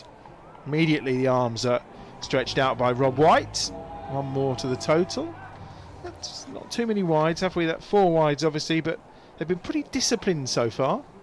I think Samit Patel bowled a couple, didn't he, actually? Yeah, he did. But other than that, they have been very, very good. I'm just looking at the race for second in the run scoring charts at the moment. Sam's 17 away from Dan Hughes. Well done to everyone who said Dan Hughes, by the way, in the YouTube comments. It's Chappell into Mosley. Well, again, trying something quite fancy, but not working out this time. And Chappell just, maybe it's me, but he just looks like the kind of guy that when you start doing stuff like that, you make him angry. Mm-hmm. I mean, it could be the shaved head, but he's quite a physique. He just looks like he's cross now. And he can bowl at a fair lick when he's cross. So we'll see how he responds. No run off that last delivery. Short. That's not quite where it was intended to go for Dan Mousey on this occasion. And it will be fielded by Ross Whiteley, who's down below us. But it's 1 more to the total. I had no idea where that went. I don't think Dan did either for a moment. At all. I think it almost took Haney's head off, but I'm not sure. I don't even think it was going that fast. But then I have no idea. Yeah, it certainly wasn't where he intended it to go, that's for sure. I think we can say that for nothing. 144 for 2. We're into the last 4 overs. And Chappell again is back to his mark. It's going to be quiet round the ground as well. Some more boundaries, I think, is what they want. Wow. Yeah, there we go. And right on cue, Sam Hain delivers. That's a big 6 from Sam Hain. It's the big boundary, and he's cleared it all in one. Yeah, you wanted more boundaries when I sat down. I've given you at least 3. It's a great shot as well from Sam Hain. Yeah, he just picked it up beautifully, got underneath it. As we watch it back, yeah, great hands, hasn't he? So fast. Brings up the 150 for the Bears, 150 for 2. Haynes on to 31 now. And just starting to click into gear. The run rate just ticks over the 9 mark as well. So we start thinking about that 180, 190 maybe as he makes room. Oh, I mean, it's so different from the last shot, but it's so good from Sam Hain. It's 4 more to the total. I'm pretty certain when we looked at the scorecard in the last over or 2, when I spoke about them going just over a runner ball, that seems to have changed dramatically for Sam Hain now, 35 off 20.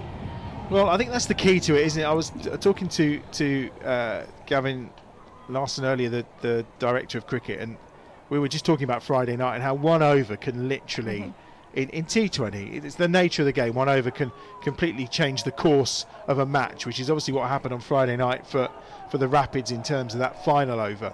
And it doesn't take much for momentum just to move, and for you to all of a sudden go from a strike rate of 100 to having a strike rate of 160, 170. Yeah, absolutely. And one of the players, one of the greats in the game that I've been very fortunate to play with is Elise Perry, and she's exactly like that. She'll go at about a runner ball, possibly just under, and then all of a sudden she will just accelerate, and that was her skill, and that was the beauty of playing with her and watching her.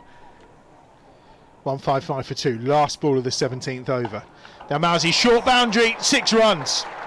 Never in doubt. It's got all of that. And it's been a big over again for the Bears. 19 off it in total. 161 for 2 then with 3 overs remaining. They've changed gears now, haven't they? Just easy. They're just not overhitting it, not trying anything fancy. Just step back, clear the front leg and send the ball sailing. Yeah, almost took the members of the dugout out then, but 161 for 2 then. Samit Patel brings himself back on at the Birmingham end. That's one of the things you can say about him as a skipper. He's always willing to put himself in the front line. He's gone for 31 off his 3 overs so far. And I'm going to hazard a guess. I mean, this could probably be one of the highest number of runs he's gone for against the Bears in his time, Aaron. Probably is. Probably take a bit of dig in that one, but... Yeah. I mean, it certainly is as a Derbyshire player compared to the first certainly time is as a Derbyshire player, yeah. that we played them this season. As he comes in towards Sam Hain, slapped out towards the cover region for 1. But just an interesting fact about Sam Hain, he is now the all-time leading run scorer in Bears versus Falcons fixtures, which is a great stat, isn't it? For a great man, a fantastic cricketer. It is. 162 for 2. I feel very privileged to be sat next to a stat man. We've said this before, and I love my numbers. Don't know if you remember me saying last couple of years. I love my numbers. Dan Mousy on 41. That's about to increase by at least 1, possibly 2 here. Yep, definitely 2. Sam Hain immediately was turning. That's really well run. 2 more to the total. 164 for 2. As soon as that ball left the bat, he knew straight away that was going to be a 2. There was no hesitation, and he's fast, isn't he, Sam Hain? Certainly is. Reversed. Wow. What a shot. Oh, it's just not quite cleared the ropes. It's a 4. He's looking as if to say, surely that's gone over in 1, but no, I think we're talking inches there. Yeah, absolutely. You've got to go by what the fielder says down there, but unbelievable connection. Yeah, the switch hit, I mean, it's just, and it literally is inches short of being another 6. He swept it this time. He's raced off for the first. No chance, though, of getting back for 2 that time. Ross Whiteley will field. And that's 8 off the over so far. Number 39 for Samit Patel so far. 2 balls remaining in his spell. And all of a sudden, we're almost up to 170 already. So, challenging that 200 potentially, you just never know. Well, 2 down, still 8 wickets in hand. You can take these risks. And, I mean, that's an absolutely casually run 2 by Sam Hain. Score moves on to 171 for 2. And Dan Mousy is on the cusp of back-to-back half-centuries here. He's on 48. Hain on to 39 off 23. These two motoring very nicely, and he's tried to sweep him there and made no contact. And you can see the frustration as well that he didn't quite make any contact. But that's the end of the 18th over. The Bears 1-7-1 for 2, Thea. Yeah, not too bad. They've had a little bit of an acceleration, we could say, in the last 3 overs. That's absolutely outstanding. But it looks like they've just timed their acceleration perfectly. I mean, arguably, you never know, but within the last 5, they have really, really put their foot down and changed the momentum of this game completely. Yeah, it certainly does. I mean, the run rate up 9.5 right now. These two just ticking over incredibly nicely. We may not get to see Jacob Bethel today, who, of course, has been in such prime form as well, and particularly as he's just shy of 500 T20 runs, isn't he? Yeah, just 4 runs away for Jacob Bethel. I mean, we may see him, you never know. Get him in. Fingers crossed. But it is great, isn't it, for the Bears to have these local lads, these young talented cricketers, the likes of Dan, the likes of Jacob. I know we're not seeing Rob Yates today, but really does reflect well on the academy. It does. 1-7-1 for 2. Mohammed Amir is back, and having been slapped for a 6 last time by Dan Mousley, they will turn for a second on the misfield, and that's really good from Dan Mousley. He was alert to that the moment the fielder missed that first time. He takes the second run and he brings up his 50 off 39 balls, 4 fours, 2 sixes, and again Edgbaston imparts is on its feet and salutes Dan Mousley. Yeah, incredible from Dan. He's just such an explosive player, and he's so exciting to have seen played this tournament all round. He's just been brilliant. Yeah, the last 2 years he's really come into his own, and he'll snatch a quick single there. In terms of 50s now, how many is that? His 8th. His 8th and 2nd of the season against Derbyshire. This has actually been the partnership which has almost been the bogeyman for the Falcons, because you think back to the game earlier this season at the Ancora County grounds. It was this partnership, this 3rd wicket one. They put on around about 94 or 95, I think it was, off the top of my head. So yeah, Derbyshire have had quite a few problems against these two as Amir gets ready to charge in towards Sam Hain. They have. 1-7-4 for 2 as things stand. Hain goes over the top this time, and he's got enough on that. Has he all the way? Yes, he has. Again, fairly effortless, but attacking that short boundary. And Mohammed Amir, a world-class performer for Pakistan, looking a tad frustrated, you feel? He's gone for 35. I don't even think he got hold of that, really. It was just slowly soared over the boundary rope. But this is the dream of a pairing. It just allows both batters to be free when both are scoring so freely. Yeah. He's on 45 now, Sam Hain.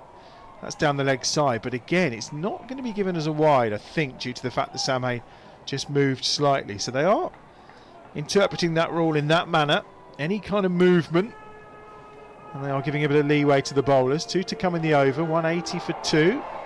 8 balls. What are you thinking? Well, listen, the 200's on here, the way these two are going. And bearing in mind that Sam Hain, if he's facing down this end, will have the short boundary on the leg side as well. There's options. 200 is a possibility. Good ball. Yeah, it really is. Mohammed Amir just tucking him up. Yeah. Just 1 more to the total. And there's 1 delivery to come. So we've already had, 10 off the over so far from Mohammed Amir. Moses on strike. 181. 9.6 the run rate. Just 7 balls remaining. Did well to squirt that one out. He did. It's the class of Amir, isn't it? That's the one thing, when you've got that quality of bowler, they will respond. If you take them to task, they will offer something back. And Absolutely. He did. For sure. Last ball of the over, last ball of his spell, carved away.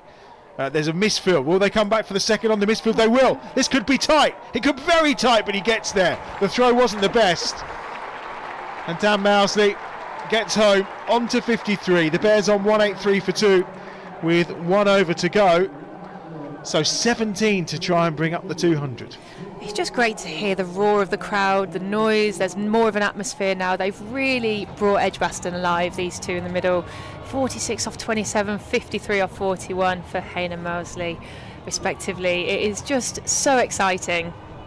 It's cricket at its finest, I'd like to say. It certainly is. It's going to be Pat Brown who will finish up. Of course, a very good death bowler. He's gone for 20 off his 3 overs so far. Really good partnership, though, between these two. ticking over incredibly well. So we've had some really good partnerships. The one between, of course, Moeen Ali and Dan Mousey before was equally good. But these two have just motored things along really nicely. And here is Pat Brown then with the final ball, final over should I say, of this Bears innings. And Sam Hain will just get one to the total. And that short boundary is well fielded that time. We'll see what these guys can do. 5 balls, 184 for 2.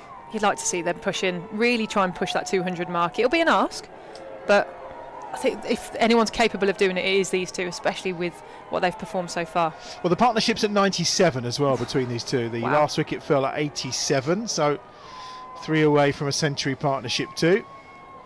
And Mousey on 53 himself. Obviously he was top scorer on Friday night too, so he's in good form. And he's got enough of that for 6 more. And there is the 100 partnership. Brings up the 190 for the Bears. Dan Mousey moves on to 59. And 103 these two have put on in 58 balls. Wow. That is exceptional from these two in the middle. But like I go back and say, when you're both doing it, it just relieves so much pressure from either of you. If only one's going and one's struggling, that's where things tend to get a little bit more difficult. But they're just having fun. They're just playing with the bowlers now. He's now level on runs with Moeen Ali, who scored 59 earlier, of course. How will Brown respond? That's a better ball, just queued up in the air by Mousey on this occasion. It's 1 more to the total, though. Does bring Sam Hain on strike, though, and he's on 47, so a chance may be for Haney to get his 50 up too. 8 off the over so far, 3 balls remaining. And again, if they're going to push for that 200, a couple of boundaries here. That'd be nice. 50-yard not out, 60-yard not out. That's quite a nice way to finish an innings, I think. A couple of red inkers would do, wouldn't they? Oh, I know what that's like. They'd be very happy. Pat Brown again then from the Birmingham end. Sam Hain makes himself room. What a shot to bring up your 50. And again, Edgbaston rises for Sam Hain. Another 50, his 5th of the campaign, this T20 Blast series. He's on to 51 from just 29 balls. And the execution of that shot to bring it up, quite superb. What a player. I mean, that was just, it was pristine. It was so good. Just clipped off the legs, soared away. Went so fast past fine leg. Certainly did. 195 is the score. 2 balls to go. Hain 51 from 29 balls. Mousey 60 from 43. 4 fours, 2 sixes for Hain. Brown's in again. Tries to do a similar thing this time. However, doesn't get it quite as fine as he wanted. And it's just 1 more to the total. And Zach Chappell gets that big frame down and just restricts it to 1. So, here we are then, 196 for 2. Dan Mousey's on 60. They need a 4 to score 200. Final ball to come. It's going to be in his mind, isn't it? Just get this over the ropes. That's all I want to do, is get this over the ropes in some way, shape or form. Yeah, that's all you've got to do. And the psychologically as well, just to touch 200. Last ball of the innings then. Brown to Mousley. It's off his legs. I'm not sure it's going to go all the way to the ropes. It could well be stopped right on the boundary edge. It is. And it's just going to be 2 to the total. 2 leg byes. 198 for 2 then the Bears finish on. Dan Mousley 60 not out of 44 balls. Sam Hain 53 off 29 deliveries. And 198 for 2 is how they finish. Sorry, 52 should I say, of 30 deliveries for Sam Hain. So it's 198 for 2 then off 20 overs. So the Falcons will be chasing down 199. And after the tight start, the tenseness in those opening overs, that's a terrific total to post. Yeah, absolutely. I think having Moeen Ali set a really good start for them as well. Yes, it was probably not as explosive as what we might have wanted to have seen early doors, and then had a little middle period where it was going at 1 a ball, but to have a good start, slower-ish middle, to then an explosive finish, it was just fantastic to see. And especially with these two, Mousley and Hain, they just looked so at ease. But you always say, if one team can do it, don't put any any doubt on Derbyshire. Yeah, the partnership of 111 from 62 balls between those two really does make the difference towards the end. So 198 for 2, the Bears finish on. When the Falcons start their reply, it's 199 for victory. Stay right where you are, where you're watching on Bears Den TV. Atif Noaz will be talking through that first innings with Ricardo Gordon before we return. But when we do come back, it's 199 for the Falcons to try and chase down victory.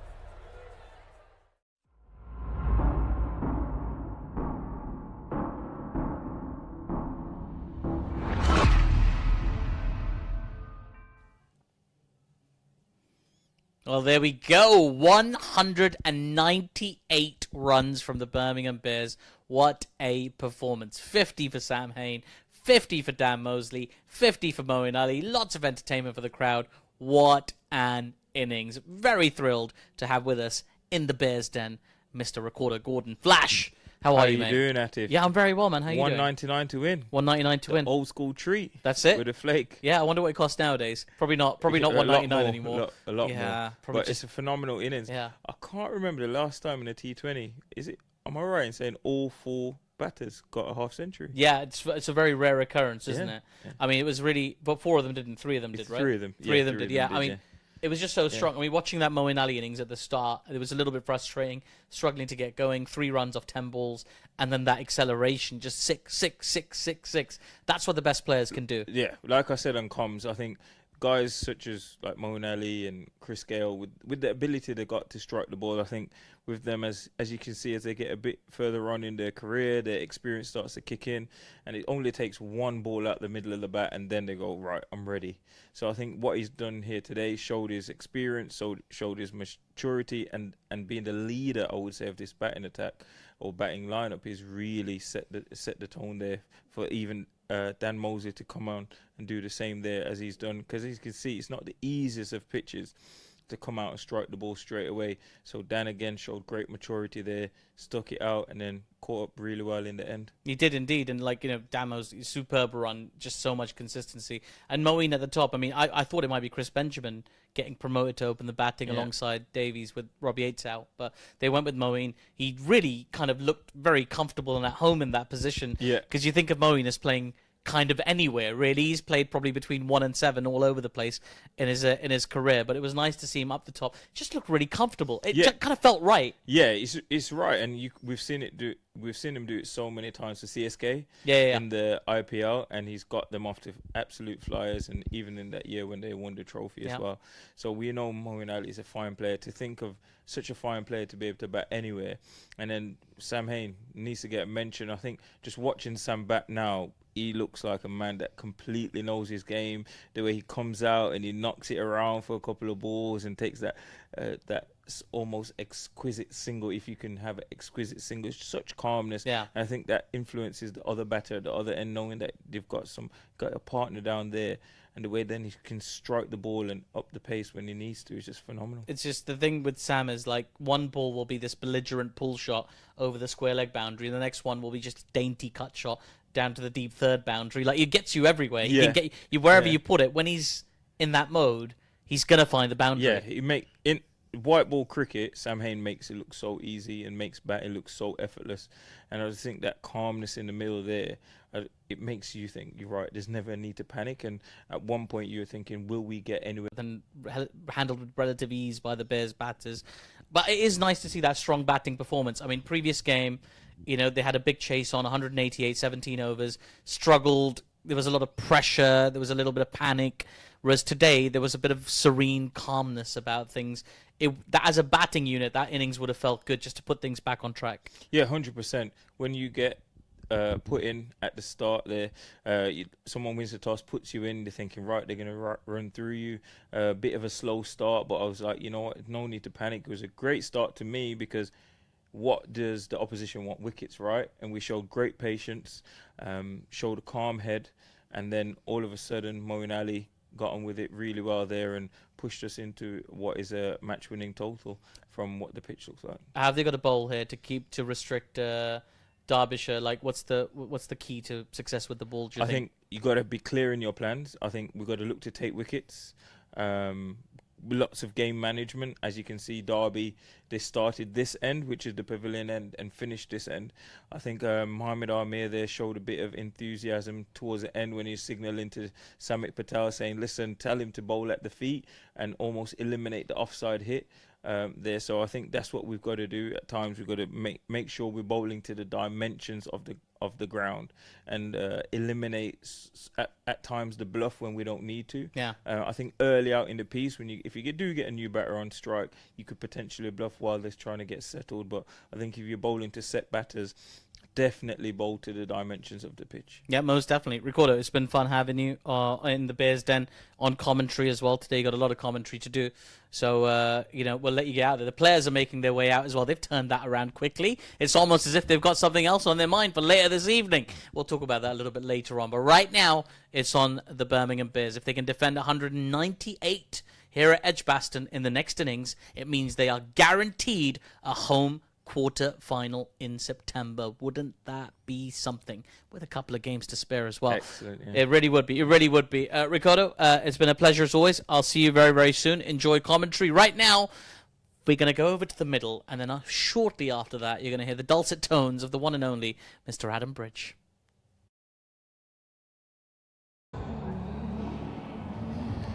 Thank you, Artif. Ready to go then after the excitement of that 198 for 2 posted by the Bears. Then what can the Falcons do to try and chase that down? As we mentioned, a win gets the Bears that home quarter final, so important. And actually, because I know you're always looking through tables and various other things, in terms of potential opponents for the home quarter final, so winning the group at the moment, am I right in thinking we're looking at Essex or Somerset? Realistically, yeah. Okay. Because Gloucestershire had a great chance. Unfortunately, they lost 2-2. So we could have been facing the glorious Gloucesters, but now qualification does look unlikely. Realistically, probably Essex or Somerset. Maybe Glamorgan, if they can just get a little bit of momentum. So there's 2 ways to look at the potential of Essex. That being either you have nightmares from last year, or it's the potential for revenge. I think it's the latter, to be honest, with this group. I think they've got a very good attitude. I think in front of these home fans who, we're all desperate, aren't we, to win a quarter-final. Let's face it, it's been years. It's last finals day, what, 2017? Yeah, it's too long, isn't it, really? Of course it is, yeah. And it's too long not to have won it, 10 years. I mean, that's for a club of this size, we host finals day, but we've got a fantastic group this year, and I've said it for the past 3 seasons, to be honest. I do think this could be our year. It is a fantastic group. When you look at what we've got and you look at the quality that is not in the team. I mean, that's in the club. It's extraordinary, isn't it? It is. The likes of Will Rhodes and Michael Burgess and co. It's absolutely, they are high-class cricketers that, would probably walk into most T20 sides just like that. But we've got a fantastic crop this year. It's they've worked really hard to recruit and make this group as good as possible in terms of trying to win that trophy. We'll see what we've got. And we said it earlier, and Theo, as someone who was here before playing as well, when you see the youngsters, the Dan Mousleys, the Yateses of this world, and the Bethels of this world who've come through the ranks, I mean, that, for any club, it's a fantastic achievement to get them performing in the manner they are. Yes, absolutely. You know, we see a lot in the women's game as well. Just the youth that are homegrown and they come through. It just shows you how good the academy programs are in these counties. I know a lot of people have gone through the Warwickshire pathway in the academy, and they're just looked after and they're given opportunities, which is also the other big thing. So a lot of the time you get players and you just don't. You start then looking elsewhere and you're getting those people in, but actually the fact that they've come out in the middle, they're in Edgbaston, they're playing on the big stages and they are performing. They're just good players and they're going to thrive from that. They certainly will. George Garton has the ball in hand. Now, the last time he had the ball in hand, we won't talk too much about what happened on Friday night. I'm sure he's eager to put it behind him. Louis Rees and Ryan Donald are the two batsmen. And it's going to be Garton from the Birmingham end then to start the reply. 199 required to win then for the Falcons. And immediately Rees just can play that one back for George Garton. There's a big round of applause as well. And that was quite telling, actually. I mean, I don't know how much you saw of Friday night, but obviously having been carted for 34 in the over, every single Bear went up to him on the way out and kind of rubbed his hair in a... I'm not going to say, you know, if you're a small child, it's what mum would probably do to you after a bit of a... But it was just to show their support to him, to say, look, it happens. Which it does. I mean, there's no doubt about it. In this game, anything like that can happen. That's a bit wide. Chris Benjamin is behind the stumps again today. Alex Davis hand injury, meaning he's just an outfielder. So Benji taking the gloves, and he did a really good job on Friday night and got some runs as well, which was good to see. What's the record of Rees and Donald like this season, Aaron? Well, Donald, fantastic. He's actually got the third highest strike rates in the entire competition. He's also Derbyshire's third leading run scorer. We'll get on to Rees's in a second as well. Yep, Garton's in again, and he beats him with a full ball outside the off stump. That wasn't too far away. No, good delivery that from George Garton. Good start to this over. In terms of Rees, he's not had as many games, to be honest. He's only appearing in his 6th of the season in the T20 format. 66 runs, average of 13.2, and I am obliged, Adam, to mention that he was coached by my girlfriend's dad, the legendary John Corns up in Blackpool. So shout out to John. Hopefully he'll be tuning in today. Okay, and is that a testimony to his quality, or is, you know? I think it is, to be honest. John's actually coached quite a few first-class cricketers, so he's coached Lewis, he's coached Stephen Croft, Warwickshire's Richard Gleeson. And obviously on Friday, when we had Marie Kelly with us, the Bears women's captain, we talked about how Kashi Valley had been in her spare room when he was trying to find a club. Did he lodge as well with your girlfriend's dad? Or I don't know, to be honest, but I know that there was obviously that connection up at Stanley Park as Garton comes into bowl to Rees here. Okay, that's down the leg side. Good keeping that from Chris Benjamin. It is going to be another wide. I just like to clear these things up because, you know, we're here to entertain and inform. Well, that's the thing. It's not just stats. It's learning more about these players. I never knew that Kashi Valley had lived in Marie and Tom's spare room. So it was, you know, it was quite fascinating to find that out on Friday night. And anything trivial that we can add to the story, I'm always up for. 2 without loss then. 3 balls gone. George Garton's radar a couple of times has been pretty good. The other 2 times just a little bit off. As he tries to put that memory of Friday night away, and it's straight onto the stumps. Oh, if only he'd got a fingertip to that would have been the end of Donald. But again, it's another dot ball. And actually, in terms of a decent start, this is not too bad. 197 more required to win. 2 balls left in this first over. It's not too bad. 2 wides from it. None off the bat. Almost a perfect start. Yeah, it is. Let's have a look around the field. So where the 2 fielders out, then I think we've got... Sorry, I can't see around that corner, so I'm relying on you for that. Yeah, so they have gone for a third man. Oh, it's a deep backward point. So, as Ricardo was saying, there's very few people nowadays who have a third man. As again, that's beaten outside the off stump, and we've got a deep square leg as well. So, it does seem to be evolving. The way fields are being set more and more, isn't it? Yeah, absolutely. You see a lot more from like your deep point type style of play, but he's quite far back round. But I suppose it's almost like the short third man is almost becoming a kind of fly slip, isn't it now? So they're inside the circle, and obviously there's There's a short fine leg as well, and then that kind of a finer backward point. Craig Miles this time is doing the duty for it. They'll get 1 to the total, they'll finish on 3, but it's that creativity around the field, isn't it? Because it is a batter's game. I think there's no two ways about that. And they're just constantly trying to find those small margins of actually how can you manipulate the fact you've only got your nigh outfielders alongside your wicketkeeper just to try and cover as many bases as possible. They still find a way, though, don't they, these guys? well, the batters are very clever, aren't they? I mean, there's, and again, the fact that a short third man is almost in a kind of fly slip position nowadays is testament to the fact that little rundown shot sometimes can just fly off the edge a little. I think that's one thing that's quite interesting. So I work in a school, as we know, but how are school dinners going down? Oh no, you're not cooking. When you said you work in the school, I thought you meant you were a school cook. No. I know you bake good cakes. No, but you make good cakes. I remember. In fact, I do make good cakes. You do make good cakes. So what do you do there? So what do you fill us in? So I'm head of girls sport. Yeah. And I run the cricket there. So both the boys and the girls before of course you I get bombarded. Yeah.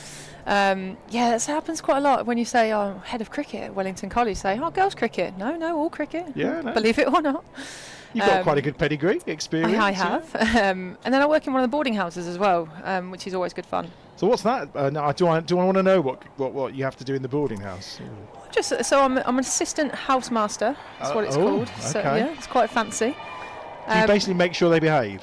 Yeah. So you have a couple of nights on duty in house, make sure they go to bed, make sure that they're doing their homework and behaving. It's good fun. Yeah, it sounds good. And how's the cricket going? Yeah, it's going really, really well, actually. We've had a really good season with the boys and the girls. We get a good number of teams out, which is brilliant. We play a really good circuit as well. Good shot, that. Well picked up. Zachary Fulks, his third delivery, going to the boundary for 4. Really nice shot. And the New Zealander just dispatched on this occasion by Rees, who's on to 5. And that's interesting, actually. So you've got an equal. Have you got an equal number of boys and girls teams? Oh, absolutely not. No. Not yet. Not just yet. Have you seen has there been a kind of increase in the interest as that's flailed away? It's going to just be one bounce and then one more to the total. Is it just? Are you seeing the kind of emergence that we're seeing everywhere in terms of girls and women's cricket? We are, absolutely. So we've gone from probably playing having about 15 to 20 fixtures in the card from the last 4 years, maybe 4 years ago, when COVID hit. And then we had about 60 to 70 in the card this year, and it was sensational. So we've got 6 teams for the girls and 12 for the boys at the moment. But the best thing about the girls' cricket is that it's so... I mean, it's just, as you know, it's growing massively. Yeah, no, he's not going to give that. I think maybe a bit an inside edge, or maybe just a bit too much. But it helps with the growth of the girls. Sorry, I wasn't saying. No, it's a leg bike. So it helps with the growth of the girls' cricket, being that a lot of people like myself who are ex-players or current players of the game that are in these schools. So you've got Gwen Davis at Shrewsbury, Carla Rudd's now at the Leys. Yep. So she used to be at where Lissy McLeod now is, and it's killing me. Begins with an F down south. It's going to hurt me, but I will figure that out. Got a bit of bat on that one. It's just going to be 1 to the total. I need to find that out. Now up onto 10 then at the end of the second over. And no. 10 without loss. And it's Rees onto 7, Donald on 0. So that means also, if you're working in a school then, that must be you're done then, because you get about 10 weeks holiday, don't you?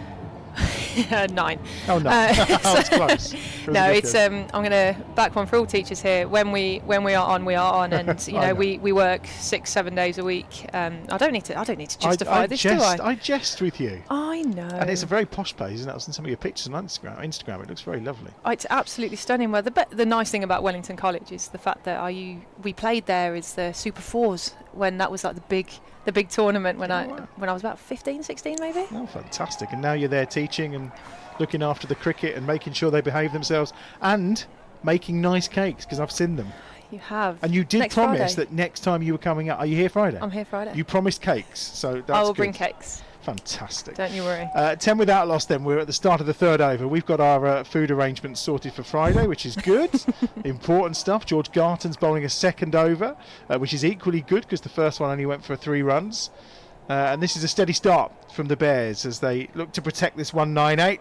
Well, that's a really nice shot. Very cleverly paid by Lewis Rees for 4 runs.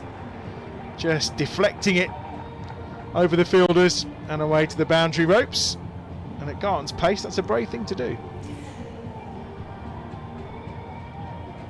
He's done it though. He has, yeah, no, very much so. Sorry, I'm still on the school in my head. Felsted. Oh, you got Sorry, there. I did. That's I got there fine. in the It's end. good. Sorry. It's good. Well, it's terrific to see that there are so many youngsters, both boys and girls, desperately trying to get into this game that we love. That's a slower ball full outside, and that's going to be a chase on there for Moeen Ali. He's not going to get there with a tumbling attempt to stop it. It's 4 more to the total. 18 without loss. And Rees doing all the damage at the moment. 15 off 14 balls. Although, to be fair, Donald's only faced a delivery so far. Yeah, can't give him too much. No, exactly. Well, consecutive 4s. Yeah, I mean, there's a bit of shift in momentum. Like we've seen it before. Yeah, we certainly have. But it's a good start here from Rees. Clearly well coached. Oh, John will love that. 18 without loss. Oh, maybe not so much this time. Straight up in the air. Surely it's going to be out. The call has come and the catch is taken.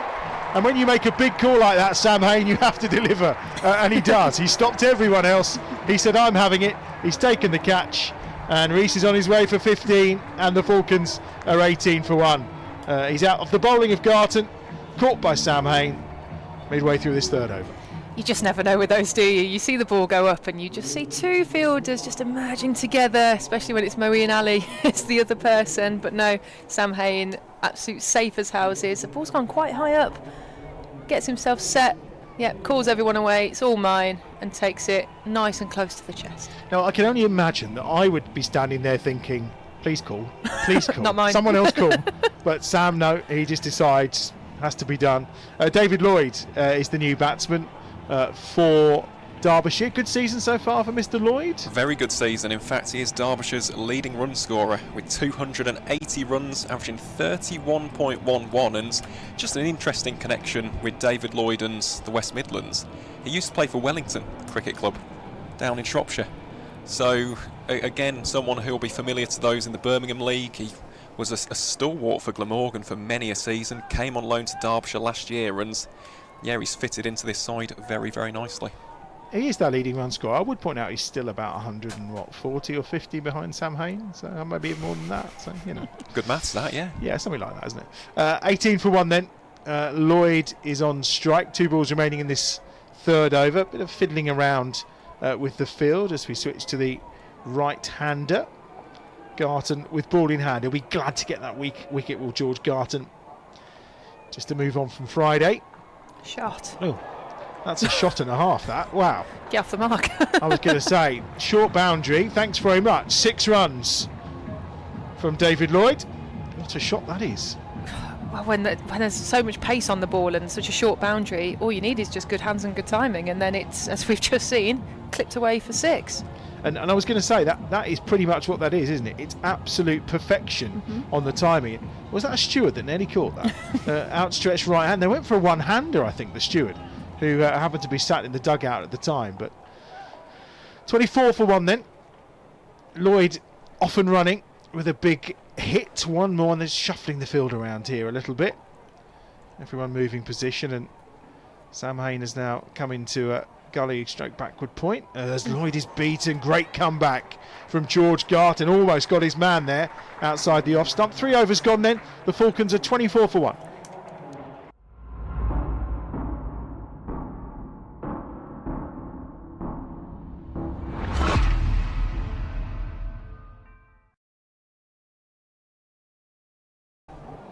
Don't forget as well, if you are joining us on Bears Den TV today, to hit like on the live stream and subscribe to our YouTube channel so you can keep following us at Bears Den TV. It's Leicester who are in town on Friday night when we're back with you again. Here's Craig Miles into the attack. He's back in the starting 11 today. Miles, of course, has had a couple of really good seasons in this competition for the Bears. Bit of injury around as well, but he's back and firing, and he's the change for today. And half the crowd think that's a good catch by Moeen Ali, but we all know that's a bump ball. So calm and collected, very casual, just take it in. And Donald's second delivery. Craig Miles, he's been a real addition to the team, hasn't he? The last couple of seasons, he's performed really well. He has. I mean, especially 2022 and 23. Very, very much in the wickets for the Bears, and fingers crossed he can add to that tally today as he comes into Nye Donald. Yeah, I hope so. And there's just one to the total. I just think the subplot today, though, Adam, is actually a little bit of, I'm not going to say revenge for last season, but almost that improvement from last year, because it was his over against Leicester Ploy which ultimately cost the Bears the game in this fixture in 2023. So Craig, as we all know, quality operator, good in the power play, good at death. There's a little bit of wanting to make up for that, I reckon. And obviously the Bears have only won one of the last 4 against Derbyshire Falcons, haven't they? So they're a bit of a bogey side, you could say. It's just out of reach of Craig Miles. It'll be one more to the total. 26. And when you're playing, do you... I know you take each game as it comes, but is there a little bit of you that thinks about how you performed against that side last time and whether you kind of almost want to put something right? Yeah, absolutely. I think you just have that realm of... Well, I'm going from if you have had a past of positive, obviously. I love it because you just think to yourself, it's constant reassurance of, well, you've done this before and you've done it again. Like, why can't you do it now? Or you can do it now. And you just think about those little things. Yeah, like what went well? Who did you target? What bowlers are you best matched up for? Yeah, it is definitely. You do think about it. And just quickly touching back on the teaching side of things and what you're doing cricket-wise down at your college. What are you trying? Are you allowing them to play as naturally as possible, or are you trying to kind of influence some of the techniques and styles and also the psychological side? Wow, that's a big hit that from Donald. That's actually into the hollies with that massive boundary. That's a huge 6. What a strike that is. It's really got hold of that from Craig Miles. This wicket is just an absolute beauty to bat on. Yeah, the crowd wanted none of that, did they? No, they were hiding. Yeah, and understandably so. He's really just launched that. Again, it's timing, isn't it? Yeah. Absolute timing. That's a big hit. Good quality. So yeah, what the kids when they're younger, is it about getting them into good habits, or do you just let them kind of almost be? I think that's an another unbelievable clever shot. Yeah, and that's 6 more as well. Wow. That was a stunning strike. So it's actually something I thought about earlier when I was looking at these players and how they're so, unorthodox with all of their fancy reverse hits, their scoop that we've just seen there. It's an interesting one. I think the boys and the girls are slightly different, with the girls being relatively newer to the game, I should say. There's a lot of the time where you do see people trying to just say to them, you want to do all these fancy little shots because that's going to get you far. But actually, it's the understanding of you just play technically good shots. That is also going to be beneficial to you. It's really interesting. We want the kids to play with freedom, absolutely, and be fearless when they're batting. If they do get out, that's fine. But the question is, did you get out playing a terrible shot, or was it a terrible decision? If it's a poor execution, we don't mind that if the decision's right. Yeah. And if they learn from a poor decision, that's also fine. Yeah, but I think we just need to ensure that the younger students that we have coming through, they learn how to play technically good cricket shots instead of all this. I say all this fancy stuff, that will get them somewhere, but that comes later. Yeah, it certainly does. Dan Mousley into the attack. He's already delivered with the bat. What can he do with the ball? And they attempted the relay fielding on that occasion. Just didn't quite work out for the Bears because they ended up conceding a single that they wouldn't have had otherwise. 39 for 1. Lloyd on 8. Donald is on strike on 12. Who's really just started to motor with those 2 6s. There is only 2 scoring shots so far, to be fair, and decent they were as well. And they're just ticking over quite nicely here. 39 for 1 in the power play, of course. 11 balls remaining. There's an appeal for an LBW, but again, no interest at the far end from Richard Kettleborough. Dan Mousley had danced a couple of strips away by then. Big interest from Dan. Yeah, Dan has a big interest in all of those potential LBWs. Such is his enthusiasm for the game. There's no doubt about that. Lloyd is on 8, Donald's on 12. Shot. It's a really nice shot that time from Donald. Just picked it up almost effortlessly. It's kind of what you're saying about the quality of shot. A very normal cricket shot and played very effectively. Yeah, absolutely. I think for me, again, and I go back to watching a lot of women's cricket, another great of the game in Meg Lanning, you didn't often see her do any reverses or anything like that. It was just pure timing, late hands to get the ball down towards backward of point, late cuts. But yeah, she's didn't do anything of that sort, and she's one of the best. 43 for 1. But then you got Nat Sibber-Brunt, who's beautiful to watch when she gets out all of those shots as well. So it's, and she can play the classical stuff too, can't she, as well? Yeah, exactly. Little flick is well fielded that time by Alex Davis. Just one more to the total. 44 for 1. Last ball of the power play coming up. You're going to join Artif at the end as well, aren't you? You're going to leave us now. That's the plan. Yeah, you'll go and join Artif once play is done. So you'll get to welcome the Talbot's Law player of the match when they arrive, as another 4 is drilled through the covers by Lloyd. That's again a very nice shot. Thank you, Thea, for now. Thea Brooks is heading off, and we'll be joined by Ollie Hannon-Dolby in a couple of moments' time. So 5 overs gone, 48 for 1, and a decent old start here from the Derbyshire Falcons. Dan Mousey looking at a little frustrated there for sure. You just feel the Bears could probably just do with another little wicket here, would be quite handy, wouldn't it? OHD's arrived. Hello, how are we? Yeah, some monster hitting going on here. Yeah, it's an interesting pit. I think quite a few batters have been, 6 off 10 balls, so it's looked quite hard to start. And then once they've got in, I think we saw both in our innings and perhaps now from Donald, that once you get in, it's pretty good surface and the ball can fly. Alex Davis, we know, has had a hand issue, hence why he didn't play in the game against Notts, and I think his strapping may have just come off then when he went sprawling to the ground. So he's just having his hand restrapped just below. We await Zachary Fawkes, who's going to bowl a second over. Some expert strapping and magic spray from Chris Cole, the physio here. Yeah, job done quickly. And he's running off with things in his mouth. I'm not sure what. He's just trying to get off as quick as he can, understandably. 48 for 1 then. Last over of the power play. Fawkes is back in. First over went for 6. What can he do to try and stem the flow of runs here? It's a slower ball that was dragged down, and just be 1 added to the total. Nicely bowled there again, using the big leg side boundary here. Be good to pick up another wicket here from a Bears point of view in this power play. Well, both of these seem to be timing the ball very well, don't they? Yeah. That's a good pitch again. Well done to the ground staff, as ever. So we have a little delay here. I was going to say, who's moving over there? Someone's scratching the nose behind the ball's arm. Jack Lintop was on the move as well. However, we are ready to go again. David Lloyd, 12 off 5 balls so far. Fawkes is back into the attack, as we said. Again, just using the wicket, taking pace off. And it'll just be 1 more to the total. Clearly giving this plenty of thought as to how he should approach this final over in the power play. Because these two have clearly got plenty of power in their arms. So just taking the pace off, making them having to do the hard work. Yeah, whacking it into the middle of the wicket. He comes in again here to Donald.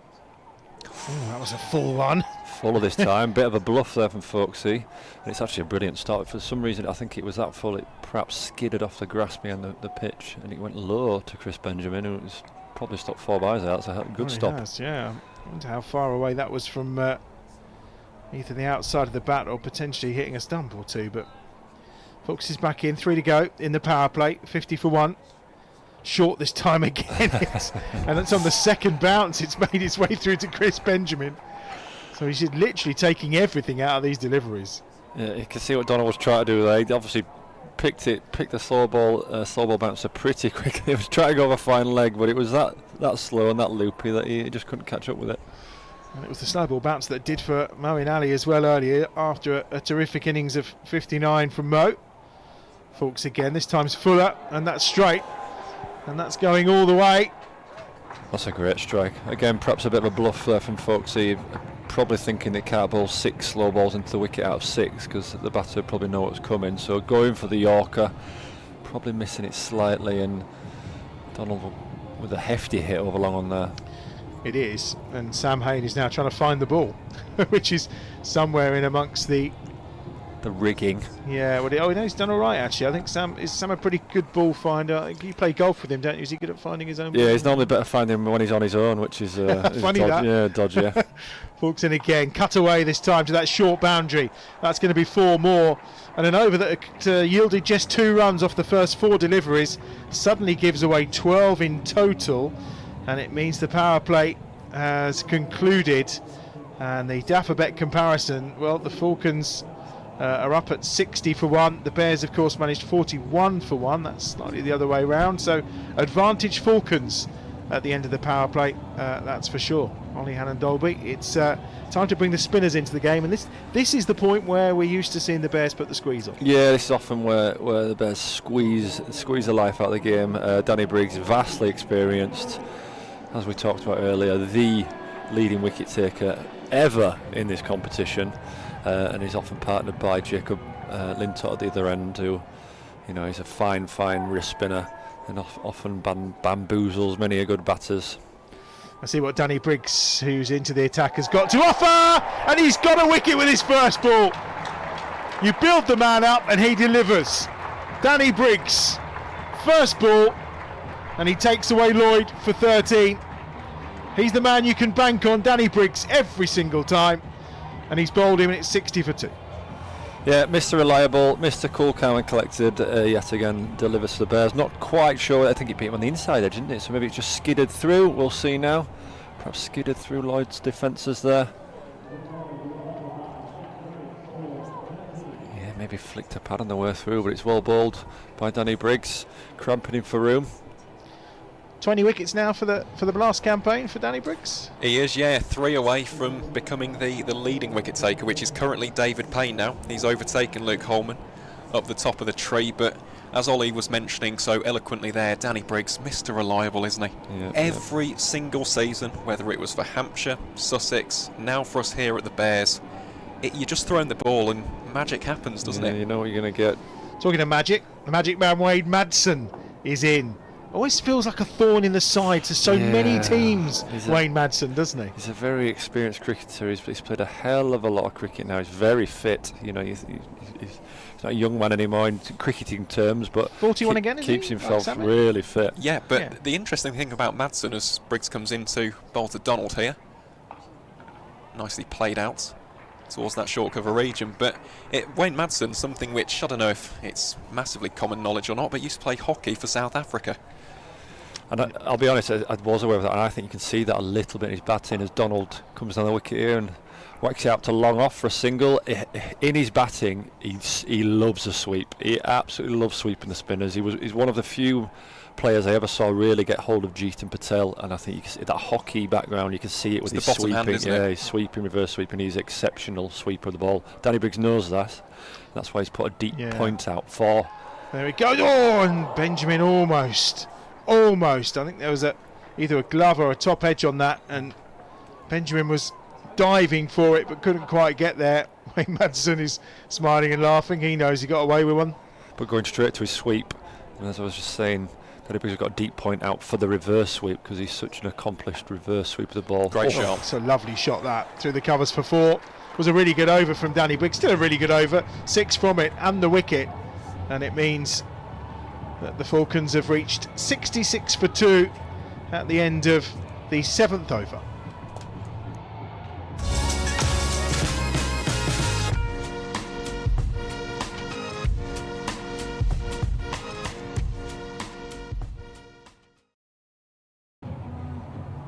So 133 more required then from 13 overs. So don't have to be too much of a maths genius to work out. It's just about 10 and over. 10 and over. Here is Jake Lintott, as you mentioned. He's into the attack. Let's see if he can lint someone up today. Yes. I'm really into my suits at the minute. I'm in Series 5. I've never watched Suits, you know. Yeah. No, I'm really into Series 5, and it's good. It's good. A few nasty clouds around, but as I said earlier, I don't think we're going to get any rain today, thankfully. There's still some patches of blue in the distance. Good crowd in as well. Lovely Sunday afternoon. Ahead of the big game tonight. Is it coming home, Ollie? What do we think? Is this a confident it's coming home? Or? I think Spain will be good, won't they? They're a good side, aren't they? Everything I hear, Spain will be very good, so it'll be difficult. But you can't really write them off, can they? They've done it. They've proved the critics wrong throughout the tournament, so... They have, very much so. Very much so. They will. 67 for 2. Lintott to bowl to Madsen. I wonder if he'll try sweeping Jake. No, he just pulls him into the leg side for what will be 2 potentially here. Fulks' throw. It's good running. It was good running. And an indication of just how fit Madsen is there. That's by no means an easy 2, but he's cruised it. And as a fielder, if you've got an eye on what's going on, so when that ball's coming out there, are you thinking all of a sudden then the pressure's up? Yeah, and you can always tell from the calls. You can tell from just your peripheral vision of what the batters are doing. As Madsen sweeps this full toss out for a single, you can use your peripheral. That's the one. Thank you. Vision, and you can sort of hear from the calling what they're thinking of doing. Yeah, okay. I've got a question. Did Haney? We talked about leading run scorers with his 50. Yep. Has he crept up to second? He's now in second, behind Michael Pepper. Okay. Can't be far behind him, can he? He's not too far. So I think it's less than 30 now as Lintott comes into Donald. 70 for 2 on the full toss. Up in the air. Is it going to carry? Yes, it does! Dan Mousey with a catch. And Donald's gone for 30. Lintott strikes. And the Falcons 70 for 3. Yeah, both spinners doing the job in the first over, getting the in batters out straight away. The Bears will be very, very happy with that. Donald using his feet and almost yorking himself a bit, really, making it into a bit of a low full toss and going to chip it out to Dan Mosley long off, who takes a tidy catch. Yeah, a little low full toss, low on the bat. A nice catch by Dan Mosley. And the big celebration. I feel he's almost made his life difficult there, hasn't he, in terms of that, Donald. He's just probably didn't need to chase it in the manner that he did to make it into that full toss, but off the toe of the bat, like you say. Brings Samit Patel to the crease. Again, always a tricky character. A thorn in the side of the Bears in all competitions for many a year now. It always scores useful runs. Scores in quite interesting areas. Tends to squirt it over a backward point and use the pace behind square. He's not really a chap who I vividly remember whacking it down the ground too much. But yeah, he's a tricky customer to bowl to, definitely. 82 years at the crease now between these two. Wow. Plenty of experience, isn't it? And you can say that. Plenty of runs as well. Again, this is a great stat. Wayne Madsen is the 9th all-time leading T20 Blast run scorer. Samit Patel is 8th. Oh, there we go. Extraordinary. 70 for 3 then. Lintott. First ball to Samit Patel down the leg side. Bails are off, but it'll be a wide. No, Bails didn't come off in the end. I think Chris Benjamin bothered, as it was. But it is a wide. The Bears will be looking to squeeze. 2 new batters in. We'll be looking to squeeze for the next couple of overs. Hopefully get a couple of dry overs in that'll just shoot that run rate up that we mentioned was 10 and over. With some very, very useful maths from Adam. Well, what we got off this over so far, 5 off the over so far. So this is decent from Jake Lintott, and the wicket as well, which obviously just helps calm the run rate every single time. Last ball of the over, slight shift in the field, and it's just out the reach of a flying super Lintott. Couldn't quite get there, and it's going to be 1 to the total. He did his best though, that's for sure. Terrific effort. 8 overs gone, 72 for 3. And in comparison, the Bears were 63 for 1. So again, the couple of loss of wickets, maybe kind of 9 runs difference between them, but or 8 runs difference. Yeah, perhaps even. But certainly those 2 wickets will help the Bears. And as we've talked about, for whatever reason on this pitch, despite looking good, starting on it hasn't looked very easy all game long so far. So the Bears will be definitely look to keep taking these wickets and keep a new batter at the crease. And it will be with this pairing, of course. Briggsy in at the far end again, and Samit Patel is on strike to start with, and those two have played against each other plenty, as we said. Yeah, left arm spin versus left arm spin, always a bit of a battle within a battle going on there. Always certainly don't want to get out to your opposite number. 73 for 3. Briggs again, this time to Madsen, who will just play it into the leg side and grab 1 more to the total. So have you started working there on the old white ball 50 ball practice? Yeah. So I've been ticking over in the twos. Obviously, we had a couple of red ball games a few weeks ago, but we played Saka last week in a 50 over game, and we got him again this week at Portland Road in another 50 over game. So Briggsy fires this one in. It's a bit wide, unlucky wide. Down the leg I side. feel a bit unlucky there as a bowler, because you feel like if the batter had stood still, it probably would have hit him on the pad. So. Is that the biggest wide in the world?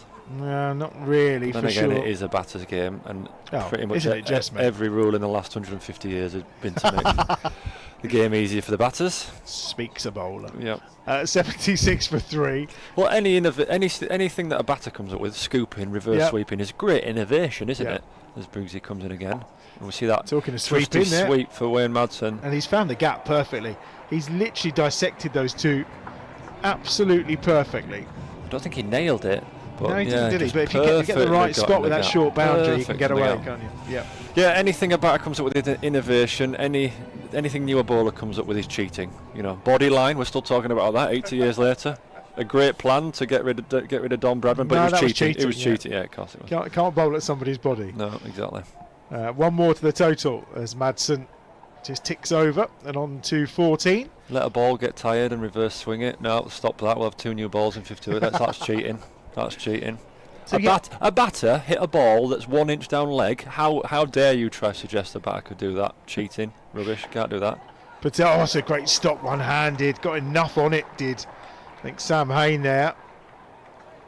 He almost tried to stop it completely. Can't deny them one, though. And that's 9 overs gone. And it's 82 for 3. Madsen on 14. Patel on 4. I feel this game is really well poised, isn't it? Yeah, I was just thinking the same. It is incredibly nicely poised. Probably getting towards similar stages where probably totals are quite similar now. Well, I think we were all hoping we might get away early tonight, so we can go and get the beer in the fridge. And well, I'm going to the pub, but everyone else can get the beer in the fridge and get stocked up, ready to watch the game. But I think we're going to be here for a wee while yet. Milo's coming on for a second over from this pavilion end, with 117 more required from 11 overs. Yeah, so that rate has just crept up a little bit with taking those few wickets, which the Bears will be very happy about. My maths tells me it's about 10.6, and the screen tells me that too. Miles is in, and he bowls to Patel, who's hopping in his crease, but he'll get 1 more to the total, and Miles returns to the attack. So just the 1 over from Jake Lintop, interestingly enough. Milo went for 13 from his first over, so he'll be looking to improve that this time round, that's for sure. Milo, he's keeping his mid and his mid-off in here, mid-off and mid-on in here, and he's got his deep men out behind square, so probably looking to slam it hard into the middle of the wicket here. So he's got a big leg side boundary to work with, so quite a clear plan here, probably heavy length and whatnot. Yeah, it'd be quite an invitation for Madsen. That one, though, just tucks him up, and he's frustrated Madsen because he's looked at that field on the offside there and gone, actually, could have had 4 runs there, yeah, potentially. Probably only 1 man to beat, but didn't quite manage it.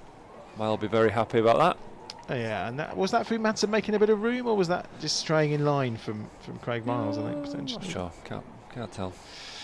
He's back to his mark already.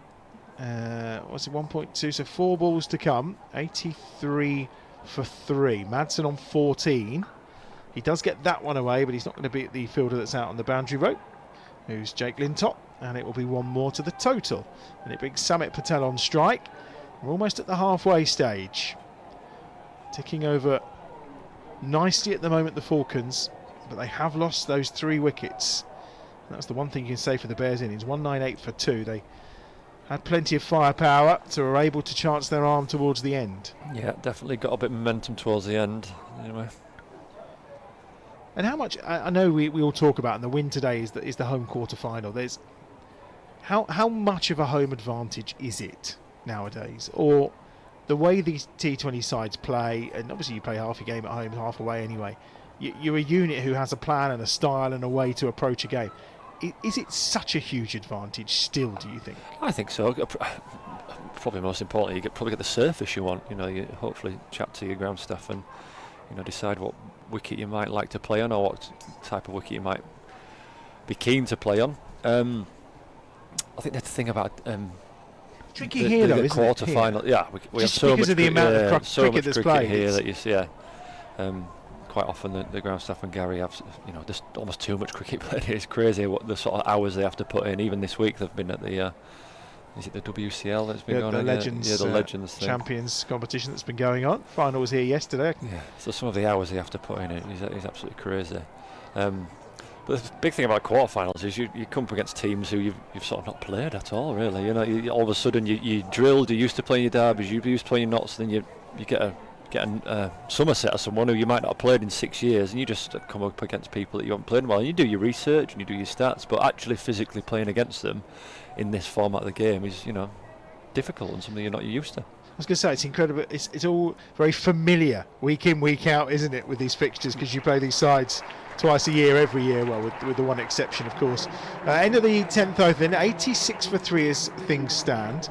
Madsen is on to 16 off 11 balls. Patel 6 from 8. So the halfway point, 113 more required for victory here for the Derbyshire Falcons. And again, we were talking to Thea about it. You have these sides that almost, they become your bogey teams, don't they? And the Falcons in the last couple of years, the Bears have found it very hard to get beyond them. Yeah, and then on the flip side of that, if you've got the wood over a side and you tend to have a good plan against a particular side, you drill home that advantage. So it can work both ways. But certainly playing in the North Group year on year, you come against the same sides over and over, and you definitely get a plan as we get Jacob Bethel into the attack. Yeah, he didn't get a bowl on Friday night, which is probably a little surprising in the circumstances, but obviously Mo bowled a bit Friday, but we've not seen Mo yet today. I would imagine that's purely because of two right-handers at the moment. They'll be probably thinking with Jacob, let's spin it away from the bat. It's good to have those options, isn't it? Yeah, 100%. 87 for 3. And Bethel now to bowl to Samit Patel. 3 wickets so far this season, I think, in this campaign for Jacob Bethel. He'll be looking to add to that, but some fielding to be done here on that boundary rope in front of the Hollies. I'll come back for 2 though. I think I saw Jacob at the launch for the season. I don't think I'll be bowling much this year, but he certainly made a contribution so far. No, he's been bowling well in red ball cricket as well. He's worked hard on his bowling. He's obviously predominantly a batter. He's worked really hard on his bowling as Samit Patel whacks this over deep extra cover all the way up. So wow, what a cricket shot that is. Shoosh. That's a beauty, isn't it? That is a hell of a shot. Still got it. One for the 95 purists for 3, there, yeah. That was definitely not a slog, definitely not a heave over cow corner. That is a glorious stroke over extra cover for a big 6. One of the biggest we've seen of the night, if I'm honest. Yeah, it really is a nice shot. Well played by Samit Patel. He moves on to 14, 95 for 3. Game is very well poised. There's no doubt about that. Bethel's back in. And this time he goes a bit in towards the pads of Patel, who makes room for himself, and there's no run there. 9 off the over so far then. 104 required off 56 balls, with 7 wickets in hand. A win, and it's a home quarter-final secured for the Bears. That's a top 2 finish guaranteed. And Samit Patel has gone leg side this time, the shorter boundary. And again, it's an equally good cricket shot because it's 6 more to the total for the Falcons, and it brings up the 100. Yeah, going both ways in this over already, hitting one to the long side, and this is a bit more agricultural, but same result. A nice 6 over the leg side, showing his experience, showing his class here, coming up against a left arm spinner. Samit Patel knows a hell of a lot about left arm spin, probably knows what Jacob Bethel's thinking a lot of the time here, and playing very well. 15 off the over so far. Last ball from Bethel, very loopy but quite full in the end, and it'll just be 1 more to the total.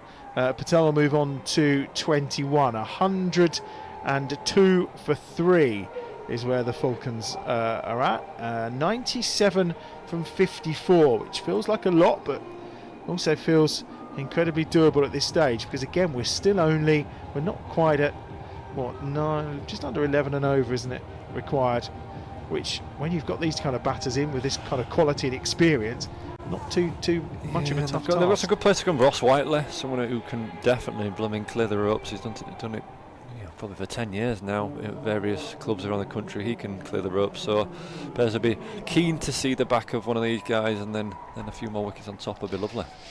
Jake Lintott is back into the attack. 1 for 6 so far from his opening over, and a nice start from Lintott with a dot ball to Samit Patel. 102 for 3. In these fixtures, what's the highest run chase? 207, which was last year. That was the Laius Deploy show in the final 5 overs, so won't quite top that, but Lintott in could be a chance here. It could be, but you know, if Jacob Bethel can't get there, no one's getting there. As he thought about flying through the air, but it's 6 runs, and it's a slightly shorter ball from Jake Lintott, and Patel gives it the treatment.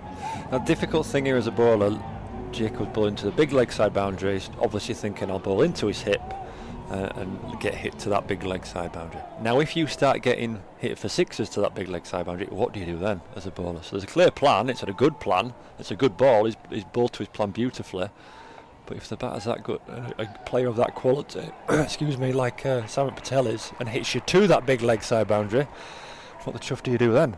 Well, you do what he did there, which I think was he bowled the wrong and outside the off stump and just kind of forced him onto the back foot and couldn't do too much with it. But that's the thing with Jake, isn't it? When he gets carted, because he will get lifted for 6 every now and then, the manner of his response and the way he responds, because he's such a clever and intelligent bowler and has all those things in his armoury, he knows how to solve those problems, doesn't he? Yeah, and that's the beauty of wrist spin, isn't it? You know, you can turn it both ways. Having a bit of mystery about you, if the batter can pick you or not, is a great skill to have. Yeah, and Jacob's responded well there. It was a great shot by Samit, but Jacob responding well and hiding it a little bit outside off stump. Well, you watch it when you're watching Adil Rashid. I mean, he's the most fearless leg spinner, isn't he? Oh. In terms of, you know, if he invariably gets carted away for a 6, he'll just float the next one up a little bit more and invite you to do it again. I think Shane Warne said it, didn't he? You know, as any young spinner, you've probably got to get used to people hacking you for the odd 6 and looking over your right shoulder a little bit, because it's going to happen. It's just how you respond to that. Yeah, it is. 110 for 3 then. Last ball of the over, and Ricardo Gordon's poised to come in and move into your seat. Ollie, all that skewed up in the air for Samit Patel. Chance for a catch here. And who else would you want under the catch than Sam Hain, who takes it brilliantly. And a good knock from Samit Patel comes to an end. He's gone for 28. Lintott strikes again. Hain with the catch. And it's 110 for 4. Yeah, big wicket at a big time there. Samit was looking dangerous, wasn't he? Good player, good experience. I think Lintott sliding this one across, maybe the googly. And Haney taking a good catch, spinning backwards. I know full well there was a catch the other night against Worcester. It was a bit disappointed with. I think he was fielding it mid-off and got a bit of a spin on and didn't quite get there. And so he's been practicing hard in the warm-ups this morning at those catches over your head. And as often the case, if you put the hard work in, the game rewards you a little bit. Chance to put it right straight away here, and he takes a good catch, spinning backwards over his shoulder. It is 2 for 14 then for Jake Lintott from his 2 overs. Well, it's been an absolute pleasure as ever. Thank you for joining us. Cheers, team. Nice to have you here. See you soon. We'll see you Friday? Yeah, I'll be back. Oh, that's brilliant. Friday night, look, love that. Friday night with Ollie. What more could you want? Ollie Annan Dolby, remember, it is his benefit as well. Head to the website, have a look, see if you can get involved, see if you can help out. It's top man, really deserves it. Ricardo Gordon is back alongside us to see us through to the close of play. He's been watching from afar. Danny Briggs is going to bowl from the far end, where we'll get Ricardo's assessment after this first ball, which is played out by Wayne Madsen. Are we feeling confident? If you are, I'll tell you what we're going to do, Ricardo. We're going to pitch you as our very own individual win viz. What percentages are we looking at? 80%. 80% really for the Bears win. Okay, that's confident. Yeah, listen, if Ricardo says 80%, I'm with 80%. It's fine for me. Based upon, you know, same stage where we were, wickets in hand we had. They've got 2 extra wickets. We've just got the inform and main striker out. So now the new batter coming in, who's Ross Whiteley, is going to take a few more balls to get himself set. Wayne Madsen hasn't quite got going yet. So by the time they get going, we'll probably eat into the overs a little bit more. Here we go again. Up in the air. There we It's the go. catch That's the taken wicket, and that's again. Wayne Madsen gone. And it's Sam Hain again with the catch. This time for Danny Briggs. It's a hat trick of catches for Sam Hain. And it's another wicket for the Bears. 5 down for the Falcons. 112 for 5. And now Madsen's on his way for 90.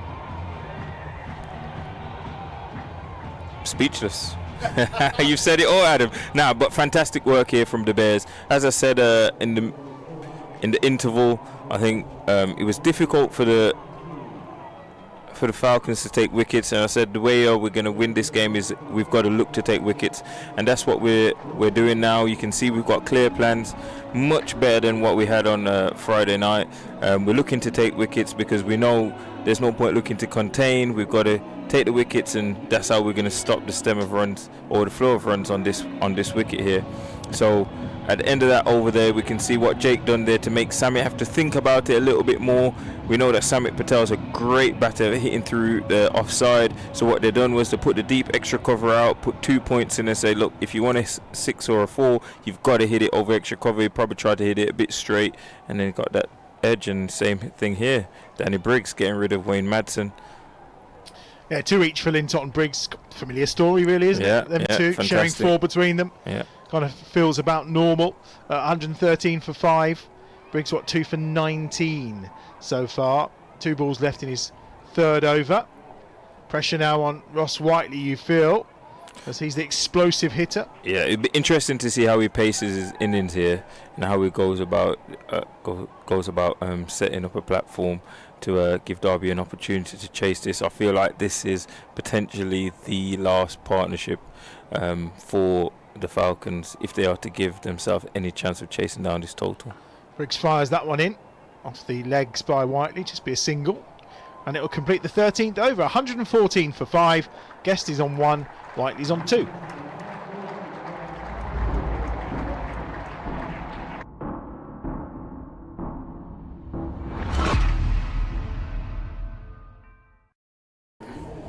Just going to give you a big fat reminder to hit like on the live stream and subscribe to our YouTube channel to keep following us here at Bears Den TV. If you want to, catch up with Artif's nice new socks, or you want to find out what Ricordo's delivered on a Saturday afternoon, dropping catches for his local Handsworth side, this is the way to do it, believe me. Oh, Dan Mousley's in. Plug them in, Adam. Plug them in, and they'll come back for that kind of content. Yeah, they will. And if you've got videos of you dropping those catches, they'll come back soon. There will be a live stream. We've got a live stream. Just sorting it out. Got a meeting book with the Frog Box people just to finish it up. Yeah, so we've got our live stream. So you guys, you can also watch me live, drop those catches, or take my wickets, or get my middle stump knocked out the ground. So still playing. And Whiteley here swings that one into the leg side for a 6 over deep square. And Dan Moses starts his first over with a 6 here. He'll be chomping at the bit to put that right, I think. Interesting call to the left-hander with a short boundary on the leg side. I mean, unless you're thinking Dan's going to fire it in like he does, and therefore he's not going to have the chance to get the old arc going. This one, he's just tucked outside off stump a little bit more. But it's quite interesting, right? I'll say this, and hopefully it doesn't have an effect on this game. Derbyshire opted to start the first over from the Pavilion end. We've opted to start the first over from the Birmingham end, and preferably I would have wanted us to potentially start from the Pavilion end, hitting into the further leg side boundary. And as we can see here, Dan in this case is chosen to bowl around the wicket to the left-hander, to the right-hander, and around the wicket to the left-hander, which I would have suggested he probably bowl over the wicket to the left-hander, knowing that there's a short leg side boundary, which forces him to probably drag it into the leg side, rather than giving him the natural arc of when you're bowling off-spin, the ball tends to drift into the left-hander. So I would eliminate that ball. That's just shortened his margin for error a little bit. All makes sense. 1-2-2 for 5. Good recovery from Dan Mousley here, in the sense that he went for 6 off that first ball, and he's just gone for 3 off the next 4 deliveries. So just worked on making sure that his line was outside the off stump, and also that he was full enough, just not to allow them to rock and pull him onto that leg side.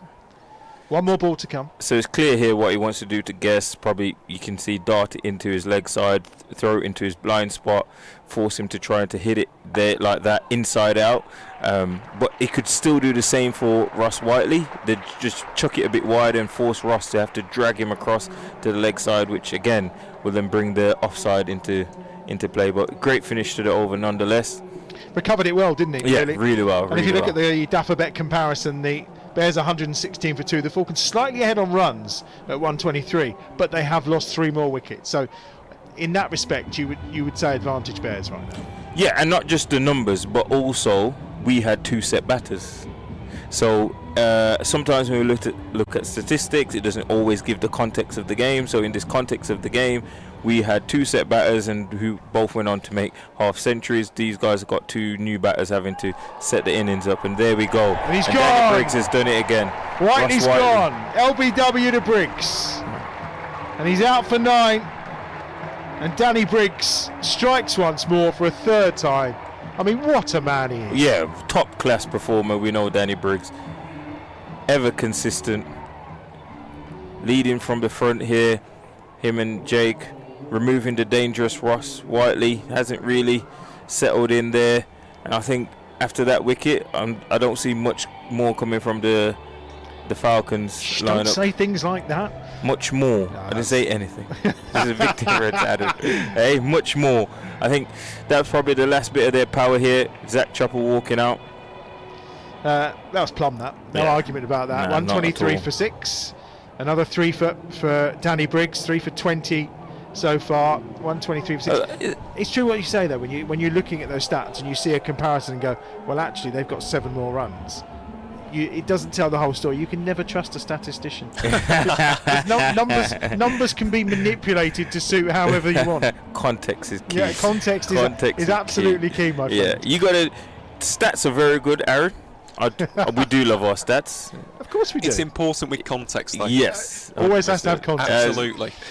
You got to take them and use them wisely. He's probably can hit a big ball here, can't he? Yeah, he can. He can hit a big ball, but however, I think this is starting to look like an uphill climb here for the Falcons.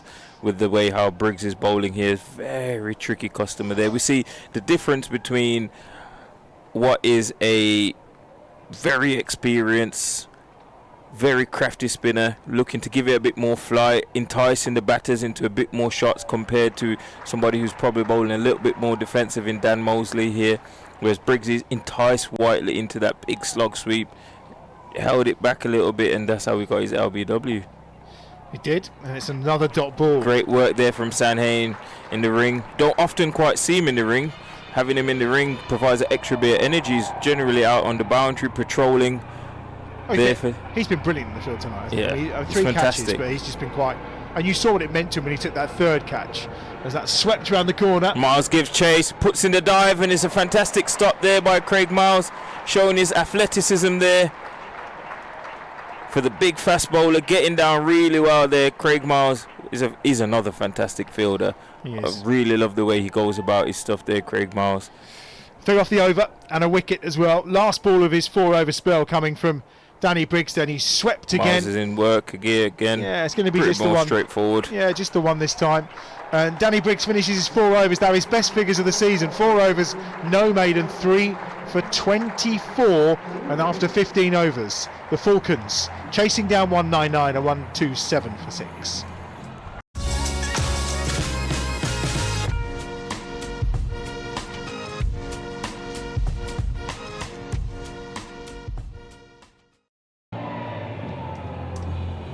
Bit of Hey Jude ringing around. Warming up for tonight. Yeah. I tell you what, we've not had this afternoon, and we have to have a word with Adam downstairs because we've not had It's Coming Home, have we? No, we haven't. 3 lines this afternoon. I reckon it's going to happen towards the end of this game. Okay. Yeah, everyone gets a bit more excited, but it's usually beer induced, isn't it? Yeah, you got to give Danny Briggs some praise there for that spell there. Just what you want. Response. In what is a very important game, your senior players standing up and putting in a top performance. He is. Do you know what I mean? Run out here. We've got to run out on cards. Surely. Oh, we've got a fumble there from Benji. Big mix up in the middle there between Chappell and Guest. Sam Hain fires it into Benjamin and he parries it out and we missed the run out. Well, it looked odds on, didn't it? I mean, just a bit of panic, I reckon. Just a bit of panic. Well, hopefully it won't prove too costly, but Benjamin, I don't think he took the ball cleanly and then whipped the Bales off without having ball in hand. So I think Sam just apologised a little bit there. Maybe the throw was a little bit wary, but still clean it up and get the run out. But here we go. 128 for 6. Chappell drives it firmly down the ground. Only a 1. Picked up by Craig Miles. Thrown on the 1 bounce into Benjamin. 129 for 6. The score ticks round to Lintott and Briggs between them. 5 of the 6 wickets to fall so far. And Lintott will be hunting for more. That's sure. Folks. And that's going to be just the one. Lovely really sliding. good. Oh, here we go. Could be a run out. Oh, that's really sharp running there from the Falcons. Turning what seemed to be a single into a 2. They're looking to hustle up here. Maybe they haven't just given up and given in. The Bears might have to stay on task here and finish off this job. Yeah, they have to chance their arm, aren't they? 68 more required. 4.5 overs to go. 131 for 6. Lintott in again. He's pulled this time, but the absence of boundaries is what will make them suffer. Guest is on 8, and he'll get 2 more to his total. He'll move round to 10.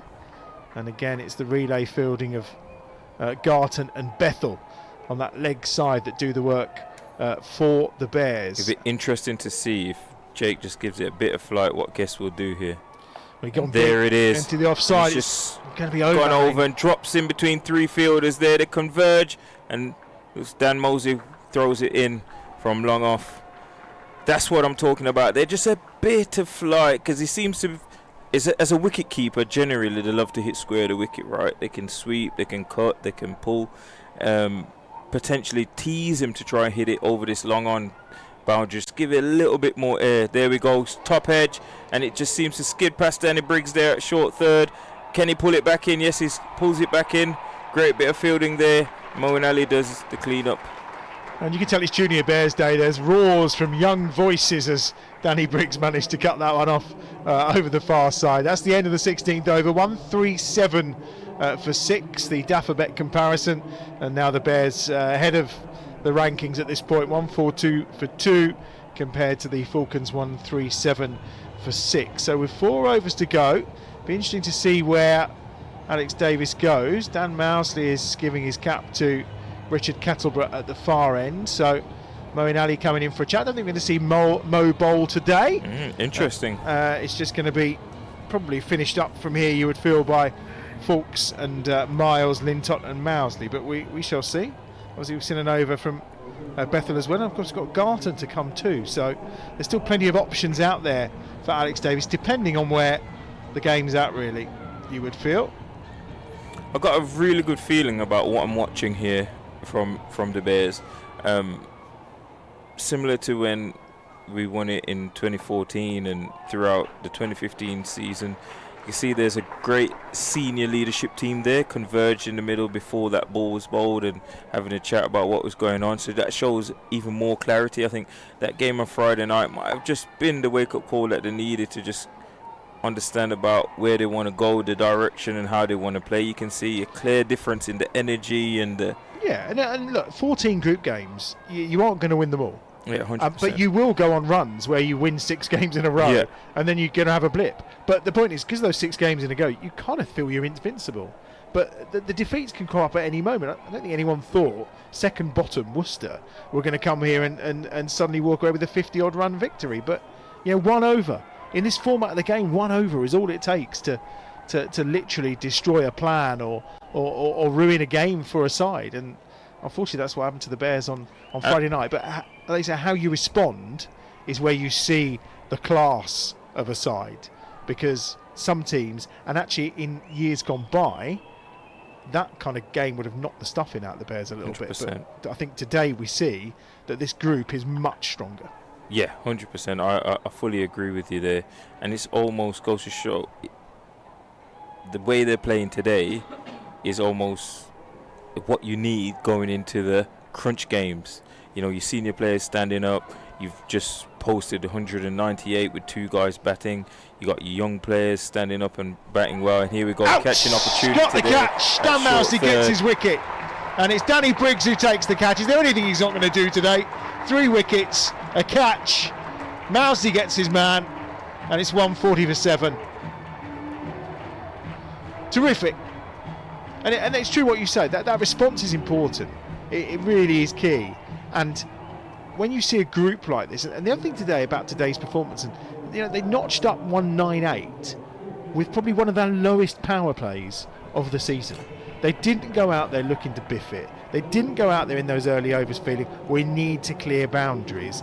They actually, off the back of Friday, just went, you know what, we'll just do what we do, and there's so many different ways you can play this game, aren't there? 100%, and they backed the quality in which they had in terms of the players that were out there in the middle, and then the players that were to come, and it just showed that if you're patient and they can trust the surfaces that they are playing on at home as well. So credit goes to the ground staff in Gary Barnwell and his team.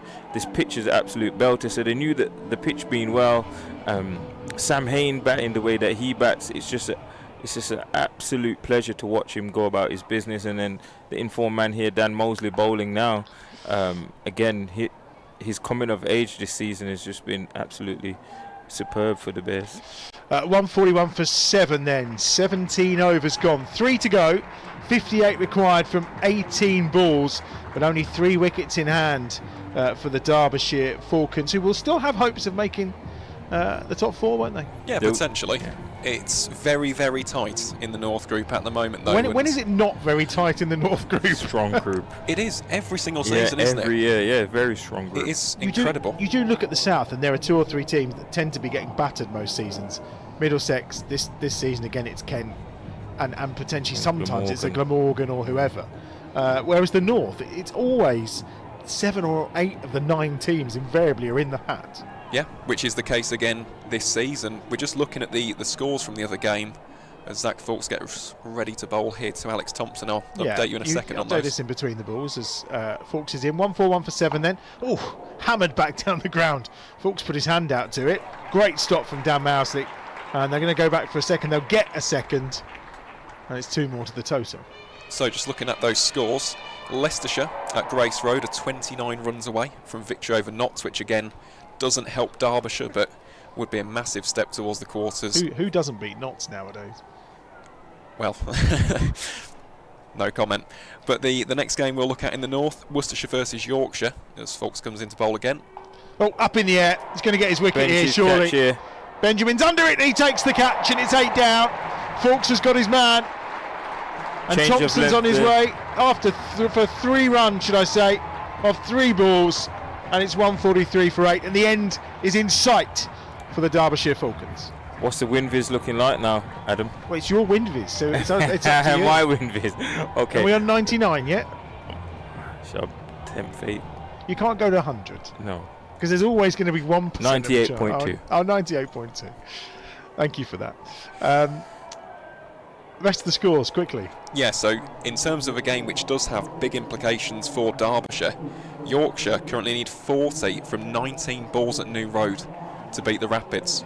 So that will be an interesting conclusion, because if Worcestershire do win that, it does give Derbyshire that outside hope, and it's currently rained off between Northants and Durham. They're just about to get underway though, so we have got a fixture there. Well, Northants have chose to field apparently. So 143 for 8 then. We have a mere 16 balls left here. Then we can all go and stop thinking about little white balls and, well, thinking about a big white ball instead. Somewhere in Berlin. We've still not had 3 Lions from Adam yet. Surely it's coming. Maybe he's saving it to the end of the game. Here's Fawkes in. Almost hammered down the ground. Whoa. And it's smoked past Jake Lint up there at mid-off. Almost killed Jack Chappell on the way. Jeez. Well, we know he can hit a hard ball, but that was extraordinary for Mohammed Amir. It's almost stand and deliver, isn't it? Just the power with which he struck that delivery. He has got Test 50. He has, but look, I mean, woof. He can play. He can bat. Poor old Zach Chappell had to take evasive action there, and this one's hidden and well hidden outside the off stump by Zach Fawkes. Mohammed Amir holding his shoulder, so A bit ginger there. Dot ball, 6 off the over and a wicket as well. So 52 off 14. I mean, to be fair to him, he's got nothing else to do but try and leather it, hasn't he? When you need 52 off 14 balls. And he's clearly got the power to leather it. This time he tries to be a little bit more subtle to Fulks' ball outside the off stump. More like a hockey reverse sweep, that and he one. makes no contact. Just trying to just nudge it into the back post. 5.16's the cut-off. Fulks is running as if to say we might be quite tight to that, but I don't think we will be, because there's a ball left in the 18th over, so I don't think it's going to be quite tight, but he's running as though he's concerned it is between balls. Amir, top edge. up in the air. Garton runs backwards. No. Just can't get there. Drop short of him.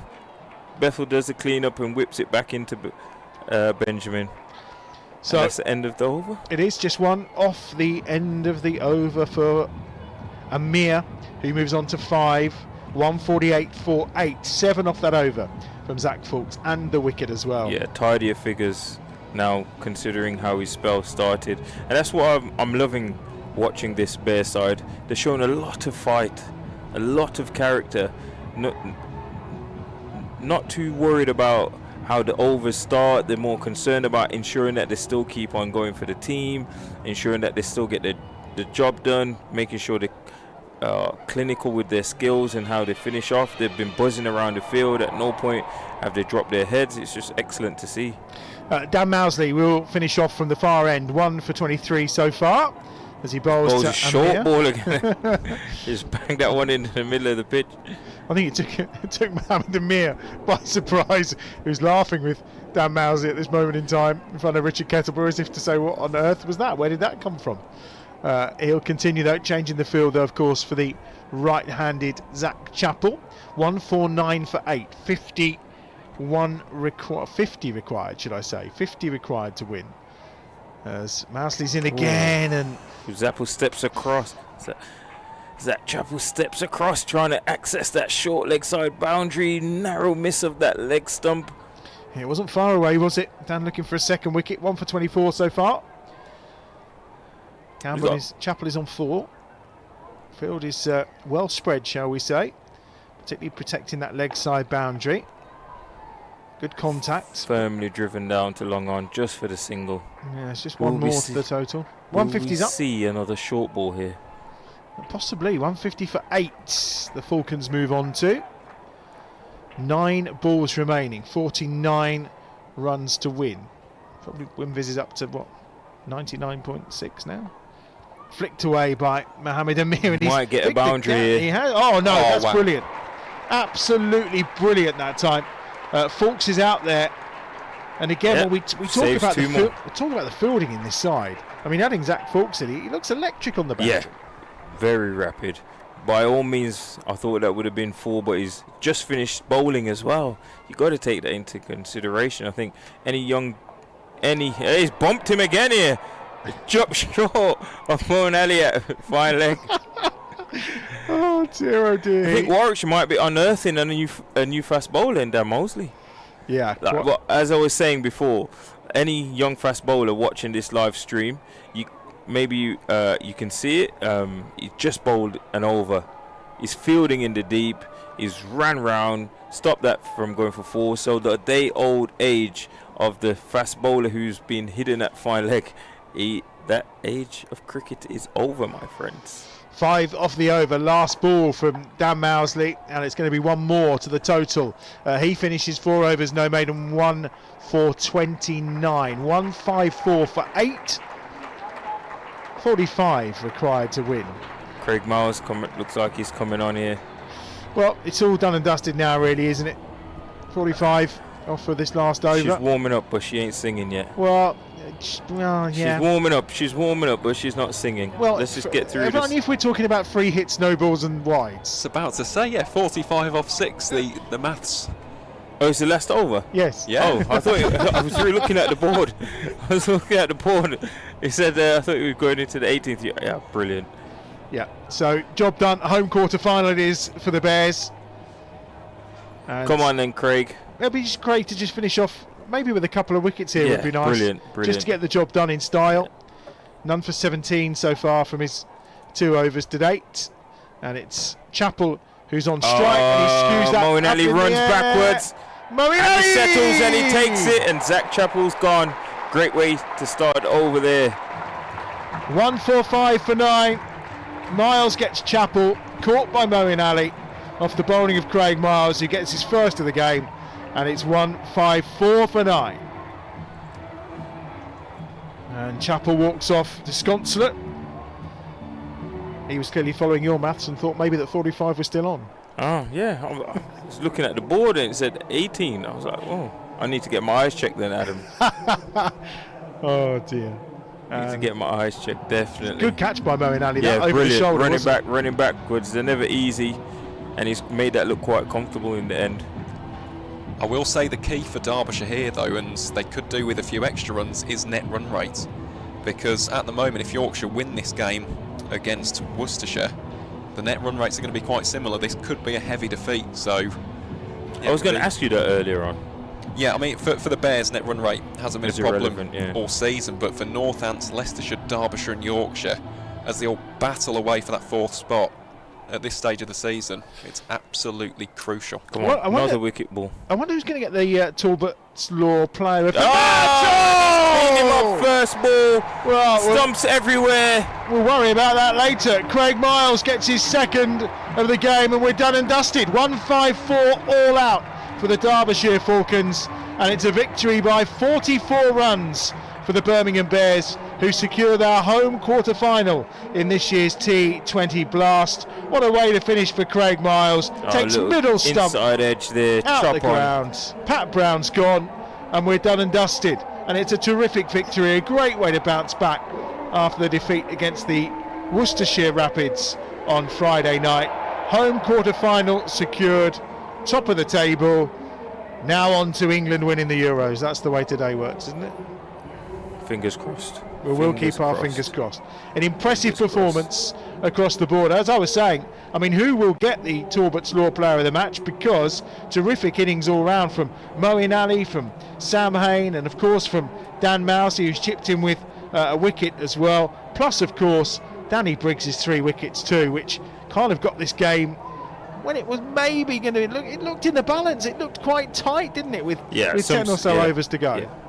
When David Lloyd came in and struck his first ball for 6, him and Donald starting to go beautifully there. It looked like, you know what, this could be a tight game, but Briggs coming on and taking those wickets really pushed Derbyshire back. They always do the job, don't they, Briggs and Lintop? There's no doubt about it. So the story of the game here, the Bears 198 for 2. Terrific knocks from Moeen Ali, from Sam Hain and Dan Mousey. The latter of those two finished unbeaten.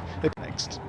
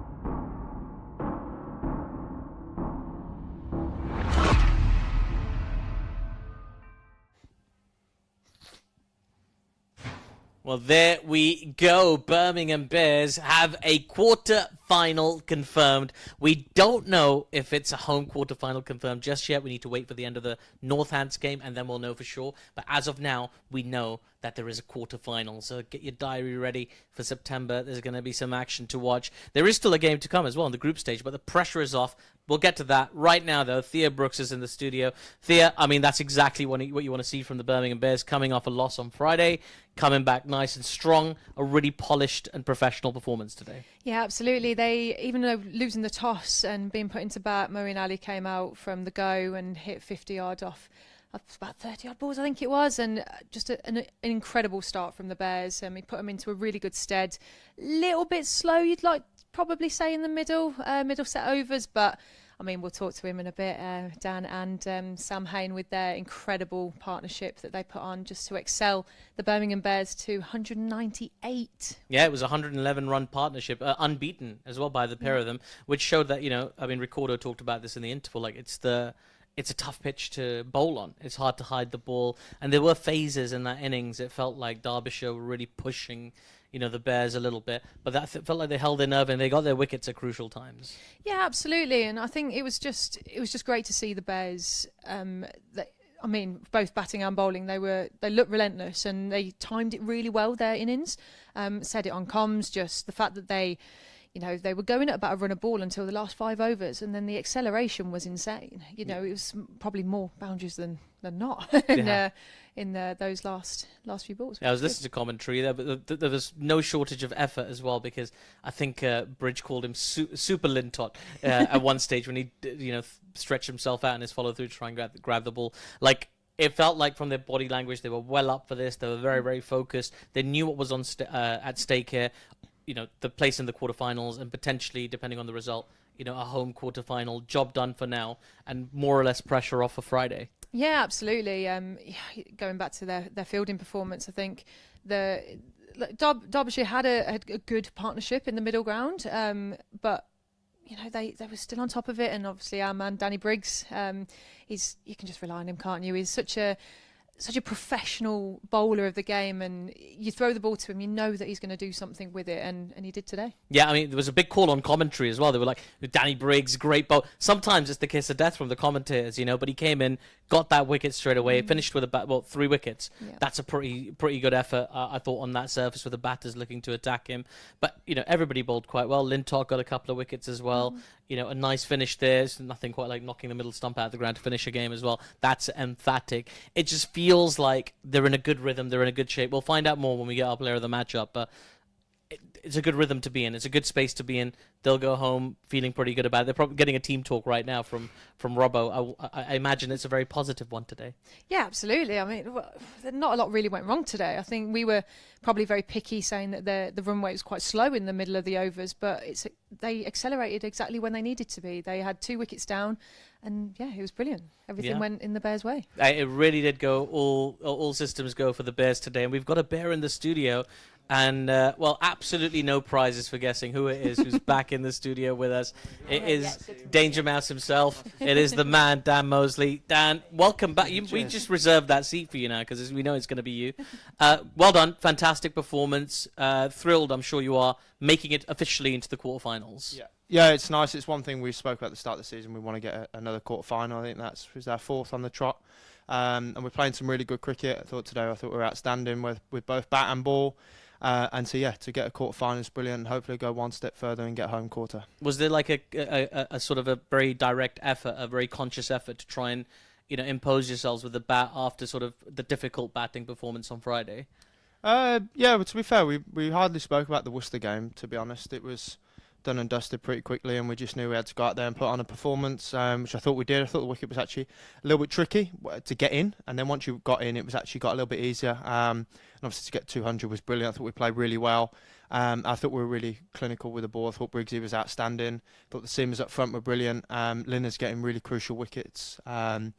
And it was just closed out really well, and it was a pretty professional performance in the end. Yeah, lots of runs as well, as you said, with the bat. So Moeen gets himself 50, Sam Hain gets himself 50, and another one for you. Back-to-back, Good form. Must be feeling good about the form right now. I wasn't happy about 30 balls into my innings. I just couldn't get going, and I don't know what Haney was like. Just stick in there, and I got one away, and then I just felt like I got a little bit easier. I had a pretty clear plan against spin. I knew how I was going to go about that, and it just felt like every time I hit it well, I'd hit a fielder, and if I'd miss it, it literally go for one, or I'd just miss it. So, it wasn't my most fluent innings, shall we say, but it was one of those. It was obviously you have to put your ego to one side, and you're just trying to get the team to a good score. I did notice there were a couple where you stepped across and it was fired down the leg side. I wondered how you were going to take that.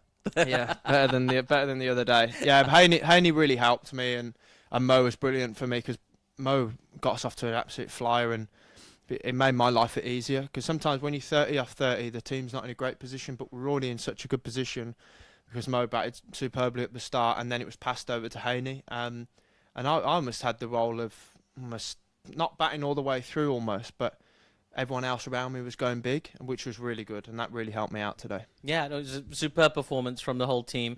And again, that quarterfinal confirmed. We'll find out if it's a home quarterfinal, depending on the Northamptonshire game. We'll keep everybody up to date with that as well. But another big game here on Friday, next big home game, last home game of the group stage against Leicestershire. Is the pressure off a little bit for that, do you think? Do you think you're feeling a bit more relaxed about that? To be fair, the dressing room's really relaxed anyway. It doesn't matter. We want to put in good performances at home, and yeah, we just want to keep on winning games of cricket. It's a habit, and if we keep on doing that, we're going to be in a good position. So, what was that team talk like post match with Robbo?